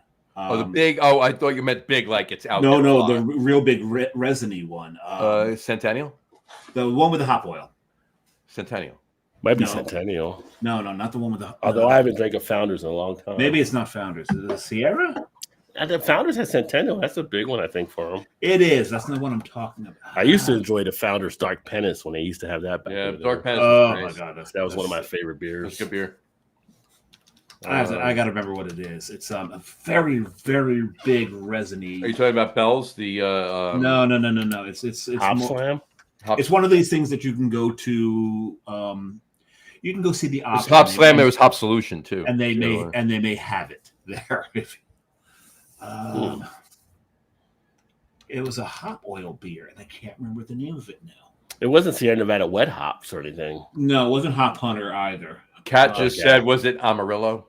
No, it wasn't Amarillo. Yeah, and Brian said it's his wooden beanie. It's his Abbey Brown or his Two Blind Monks. His Abbey Brown is his Belgian brown ale. His Two Blind Monks is his Belgian double, aged in Jack Daniel's barrels with Madagascar vanilla beans. That's what his wooden beanie is. So I'll remember. Fantastic beer. Yeah, nice. So, but yeah, I hear you. I'm ready for some top threes. What do you guys? You guys ready? I think we're ready. I think we're ready to roll here. I think we can do that.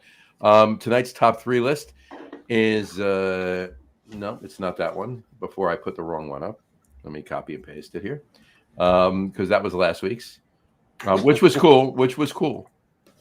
Last week's was top three favorite misheard lyrics. Oh, we had a lot of fun with that. Oh, yeah, that's a good one there. Yeah. Tonight's, however, is in honor of Rob being on the show, and he's in Cincinnati. Top three favorite beers brewed in Ohio. Top three favorite beers brewed in Ohio.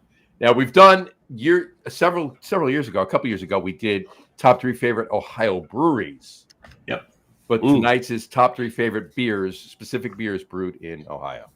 So, Rod, take it away. That was a tough one because we have 400 breweries now in Ohio, which is crazy because I think we have more to like Michigan and we might have even more to Colorado at this point at 400. That's crazy. It's crazy. But here, Cincinnati, Cleveland, the stuff they're doing up there, Akron, Dayton. I had to kind of think back. I know one of them for me, and it's always been a favorite ever since I had it. And every year, now that I'm back when they release it, which I think may have just been released or about to again, Mad Tree Brewing. Okay. They have one. It's called Galaxy High. It's their double IPA.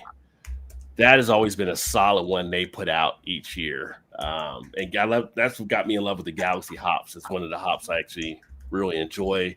Just has a nice overall balanced tropical citrus from the hops, the smoothness of it. And if you're not careful, it will catch up with you for sure. But yeah. But Mad Tree's Galaxy High is definitely one of my favorites to actually enjoy. And away from that, because I do drink a lot of, people that watch the show, I drink a lot of the higher ABV type beers more than not. I'm almost like that light was too light, so I had to go get a double IPA again to get up to my regular level of stuff here.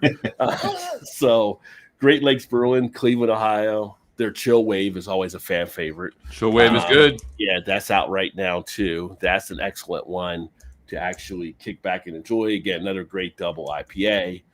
And then the third one, I was like, there's so many good ones around the state. Was debating which one to go with. And then Fatheads and their Sorcerer came to mind. Oh, I've had that. Which is their Belgian Strong Dark Ale. Phenomenal beer they put together from Fatheads. So Sorcerer is a solid one to pick up, especially if you're a Belgian Dark Ale fan. Mm-hmm. Interesting.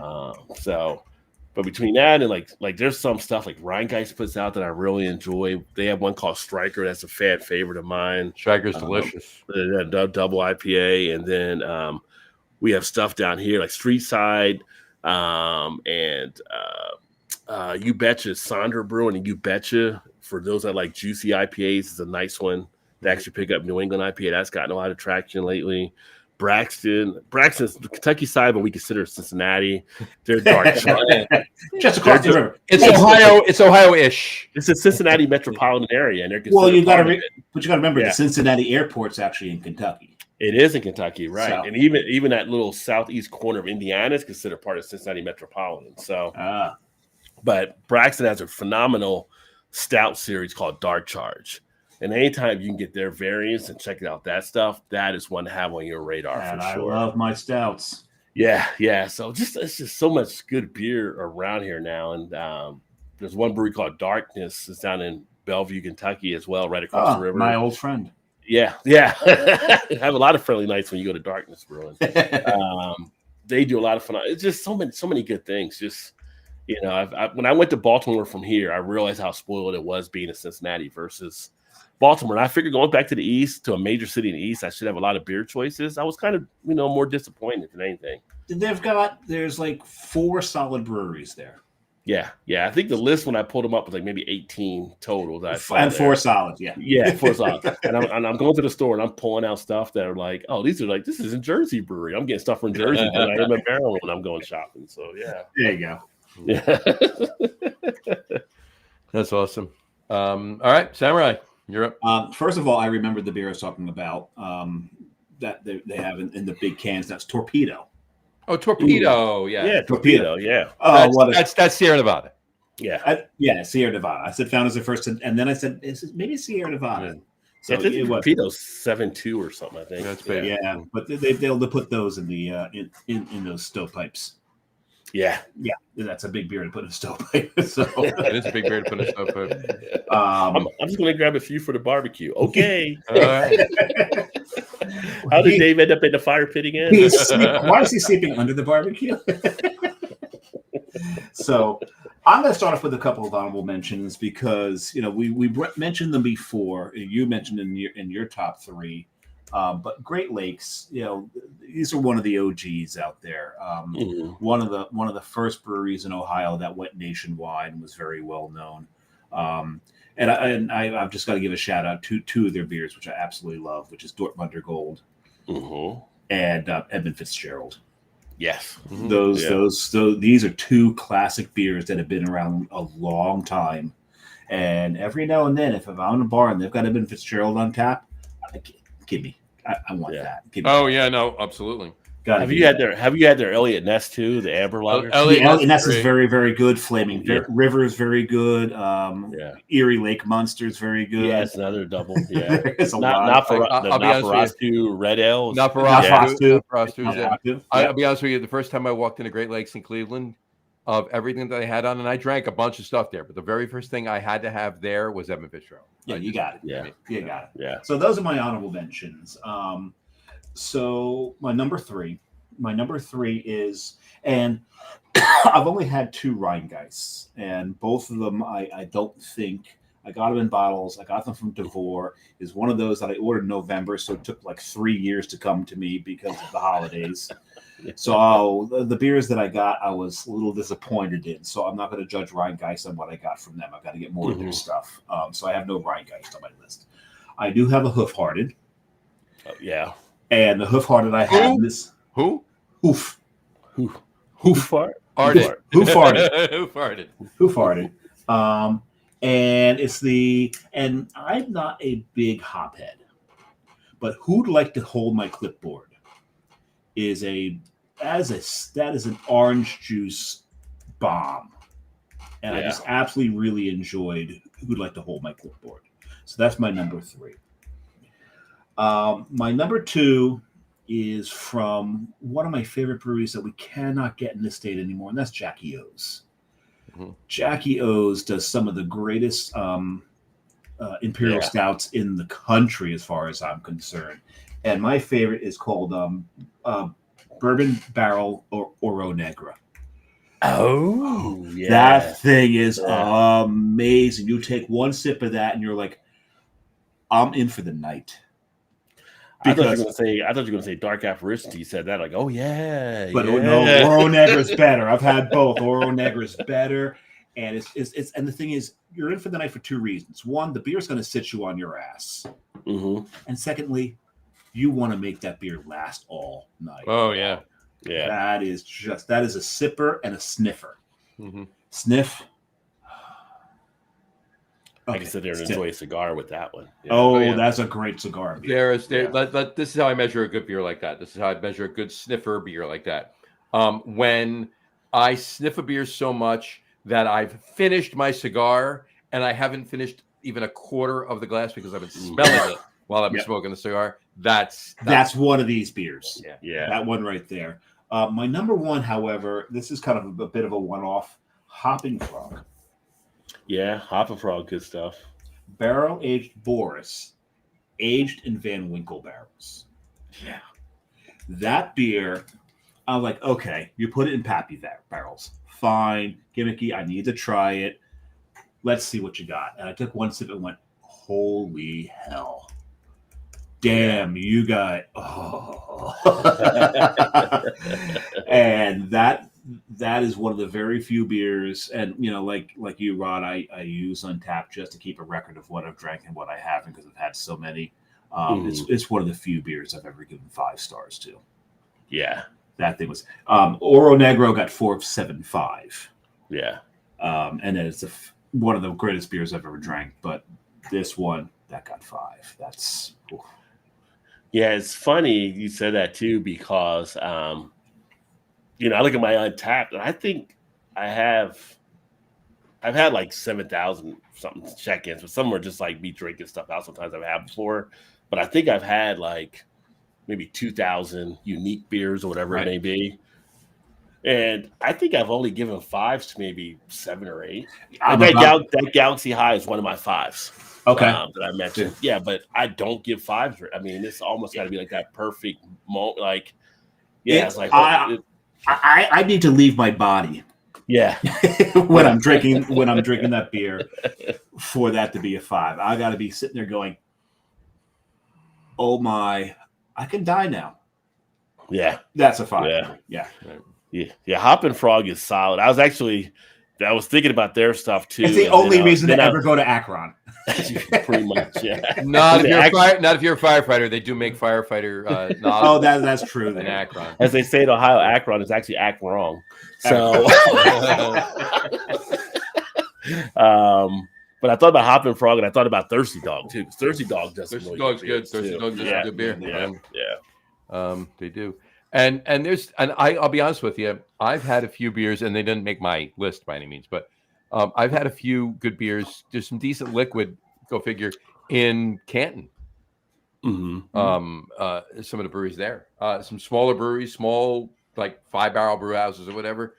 Yeah, pretty good liquid even there too. So yeah, like you said, Rod, there's like 80 breweries or whatever in the state. There's so many like Dave Chappelle lives in Ohio. And Yellow Springs. Yellow Springs has a fantastic brewery there. Mm-hmm. Do they? And it's like they come to all the beer stuff. You can go there. They have a little bit of distribution, but it's like it blows your mind. Like if you're a Saison fan, they do some great Saisons. Does Chappelle show up there every now and then? He may. I mean, it's a smaller town, but did you say Chappelle show? Yeah. Yes, yeah. We just had one of our local breweries just posted up that Eli Manning popped in. Yep. Oh, really? Well, he doesn't live that far away from the brewery. So. Yeah, he Double Tap Brewing. Good friends of the show. Good friends of the show. Okay. So that was really cool to see a picture of him and Chris. That's true. The last picture I saw of Chris posted on Facebook was, hold on, because Chris posted the picture of him and Eli the other day, and the last picture I saw posted of Chris, I'm just trying to find it here. This is you're creating another awkward moment. I am creating another awkward moment. It is awkward moment day. Yeah. There's the last picture I saw posted on Facebook of Chris was that one. So, so when John's going through his phone like that, he's looking for a selfie. It's a selfie. Yeah, it's always a selfie. Anyway, all right. No, sorry. So mine. Here we go. I got 2 honorable mentions too. My first honorable mention. You have a tutu? I have a tutu. I do. He's wearing it right now. You can't see it down here. Yeah. Okay. Hails from Cleveland, and that would be Butcher and the Brewer. Okay. And not too far away, right up the block from Progressive Field, where the Guardians play. The Guardians, yes. The Albino Stout, actually. A white stout, 5.4% white stout. Yeah, amazing white stout. Just won an Untapped award. In fact, it won gold for interesting white stout. I think it was in Ohio. It's still a white stout. It's very good. It's very good. It's very good. Probably the best white stout I've ever had. I'm just religiously opposed to white stouts. Oh, I get it. It's a very polarized. It's very polarizing style. We just had a person do a white stout on one of our live streams. I'm trying to think who it was that did it, and we were waiting to see his response to it because he never had a white stout. And I'm like, it's going to blow your mind. Just kind of what you're going to get out of it. You're going to kind of look at it, and he was just like, he couldn't understand. Like, how is this like? It's like, yeah, that's the thing about the white stout is like you're getting the stout stuff, but it's like. But it's not chocolate. It's not like, but they're still pulling stuff out of it. It's like drinking one of those clear root beers, right? You take a sip, it's like root beer, and you look at it, it's water. No, it's root beer. Yeah. No, it's water. No, it's root beer. No, it's water. Weird. I just never worked out for Pepsi as well. But Pepsi clear. Oh my god. But that's one. And my other one mention is from Cincinnati. It's from Rheingeist. Okay. And it was a collab they did, and this is one of the beers that Dave had. He didn't make his list for whatever reason, but I thought it was pretty good. I'm also a huge old ale fan. It was a collab they did with Southern Grist out of Nashville.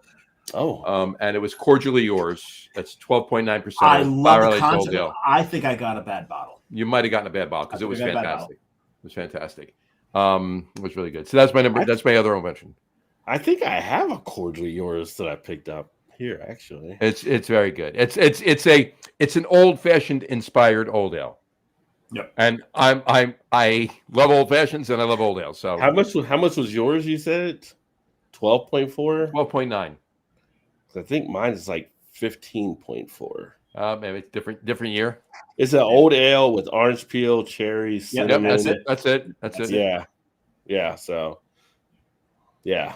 I haven't drank it yet, but it's in there. Yeah, the one I had, I got pennies out of it, so I think there. Yeah, I did not get pennies out of it. So there may have been a cap leak. We've experienced either or cap deterioration or something. Gotcha. So that's my other honorable mention. That was my caveat. I had a couple of Rheingeist, but I don't think I got good bottles. Right? No, Rheingeist makes great beer, so you definitely got a bad bottle. Yeah. My number 3 is from Akron. It's from Hop and Frog. It's Froggy Claws. 14.1% Swiss Celebration Lager. Swiss Celebration Lager. Yeah. That was a crazy good beer, and I think I had that. I could poke a lot of holes in that argument. I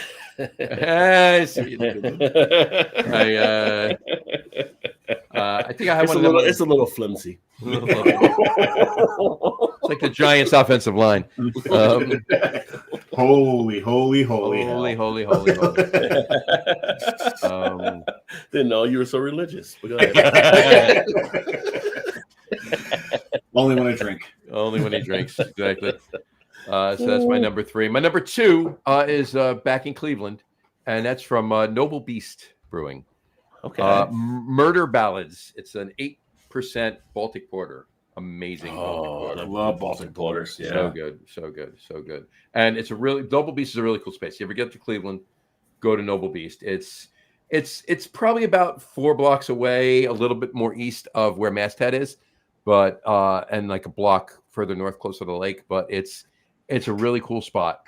They have a couple fooders in the front. They're doing some sour stuff and some lagers in those, and their beer's really good, really spot on. They're putting some good liquid out at Noble Beast. You mentioned Masthead. I just had a fantastic that I picked up a 4-pack jalapeno IPA. Nice. I love a good jalapeno. I like jalapeno pepper. I like spice, and it can be tricky. I've had some breweries that have too overpowering on it, and I've had some that just delivered. And Masthead delivered on theirs. The key is to get the flavor into the beer without getting all the capsaicin into it. Yeah, 100%. And Brian just said Hop and Frog Brewery is the best. He said. You gotta love them. Speaking of pepper in beer, Brian, why don't you put up a comment about your one pepper beer that you did right before you closed, because it was really hot and really good. So it was good. My number one is I'm going back to Cincy. Nice. Back to Rheingeist. It is double oaked Mastodon. Can't go wrong with the Mastodons. No, not at all. Can't go wrong with I got my hands on one of these. It's a 14% barrel, 14% Belgian strong dark. Yeah. So good. Oh, we got 2 Belgian strong darks in here tonight. That's awesome. Yeah. There you go. So, but those. Yeah, your Mastodon double oaked was the one with the brown label with the gold tin on it, I'm sure. Yeah, Actually, that's the special ones. Here's the thing: I had it twice. I got a bottle of it. I had it, and then I had it on tap there. So that was pretty tasty. So I'll give you 3 guesses as to which one was better. On tap, of course. Right? Yeah. I'm sitting here going, "Is it a trick question?" As long as the lines are clean and everything is done right, it should be on tap. Absolutely, yeah. Absolutely. So so that's fantastic. Okay. There's so much good liquid in. That's what I'm saying. There's so much. It really is around here. It's we had a bar here. I don't know if they're still open. I haven't been there since I've been back. But it was Queen City Exchange, I think was the name of it. Mm-hmm. And it was a craft beer type bar. And they'd run like 15, 20 taps or whatever, right? So it was all done. The guys that opened it had a financial background. So it was ran like a stock market.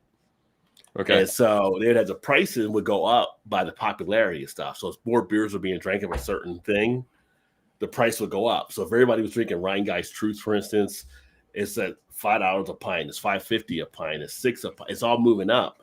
But then ones that not getting drank would have like a market crash. So it would be like something from over here at Rheingeist, they're not drinking it. Bam, now it's $3 a pint. Right. You have to get in there before it starts to rise up again. People are coming. Let me get 5 of them. Like people are just like that's a neat model. Yeah. It was a neat model they did there. Like I said, it was all based off like a stock market type idea. And I don't know if they're still open or not, but I remember us going there for a company function one time, and we were watching it, and it's like, as soon as the market crashed, it's like, we need like 20 of these. Like, because the corporate car would come out, just line them up. We weren't even just lined up on the bar for us to drink. That's it. Cool. That's great. That's funny. Brian just commented his pepper was Flamethrower. It's a 4.2% Belgian wheat beer with lemongrass. The heat you felt was heat that you felt going down and disappeared before the next sip. It was. What'd you use? Brian, what was that? Was it Chipotle's that you used? I can't imagine Chipotle with lemongrass. I think it was Chipotle's. I don't know. Brian, what pepper was that in there? For some reason I want to say it was Chipotle's. The one thing that I've learned though with the chili beers is the darker the beer, the more heat that they can take. Like when you look at Stone's Crime and Punishment, these were brown ales. Right. These were big brown ales where they put like the most obscene chilies in those. And I loved Crime and Punishment. Those are 2 separate beers. It's not one beer named Crime and Punishment. It was Crime, and there was the beer called Punishment. And it was Chipotle's, by the way. It was Chipotle's. Interesting. But there's a brewery there's a brewery in Philly, in Brewerytown in Philly, called Crime and Punishment. Yes, there is. But it's a Dostoevsky themed bar. It's the book, not I got you. But Crime and Punishment, Pete Koch has come out himself and said he can't even drink those beers. They are brutal. They're brutal. Oh, really? They are brutal. You've got to really have a nice level of heat tolerance to be able to drink these beers. Gotcha. Yeah, I was looking at the one. I was trying to see which one I had on here. I wasn't sure. Because I've had the Habanero Sculpin.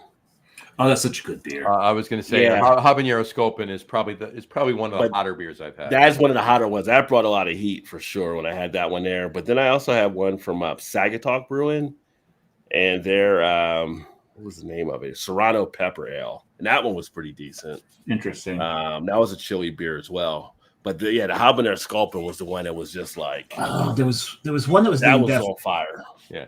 I remember getting a pour of it and seeing steam coming off the top. Yeah, that was such a good beer. What was the? Oh yeah, something face killer. Ghostface Killer. Ghostface Killer. Ghostface. There was forever. It is forever. But there was a beer that was brewed with ghost peppers called Ghostface Killer, and that was up there in heat. Was that Nightmare Brewing? No. Because I don't know why I thought of that. It didn't have 15,000 ingredients in it for no good reason. And we've talked about them.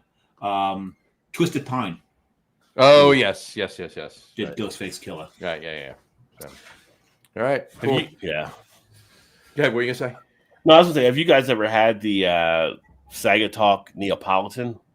No, I don't think have I had anything. That's an interesting one because that's, occasionally you'll see these brews about these Neapolitan beers. Yeah, and sometimes they deliver, sometimes don't. It kind of didn't get this and get that. That one was probably the most interesting beer I've had in years, where it's just you get the chocolate, you get the vanilla, you get the strawberry, you get it at different points throughout the beer. It's just delivered. It was interesting. I haven't had it. I actually have had that. I lied. I've had that beer. Yeah. Thank you, Untapped, for reminding me. So I'll have to check and see if I had it. But the one Neapolitan beer I can remember having that was very Neapolitan was Crooked Current, and that was their Neapolitan Brown up in Pawtucket, Rhode Island. Yeah. And it was a brown ale with the Neapolitan flavors. It's one of the few Neapolitan beers I've ever had where you could taste all three flavors. Mm-hmm. It was fantastic, and Nicole is the queen of adjuncts in Rhode Island. Oh, she is. Yeah. 100%. Everybody in Rhode Island will tell you. You want to work with adjuncts? If you're in Rhode Island, you go talk to Nicole. Nice.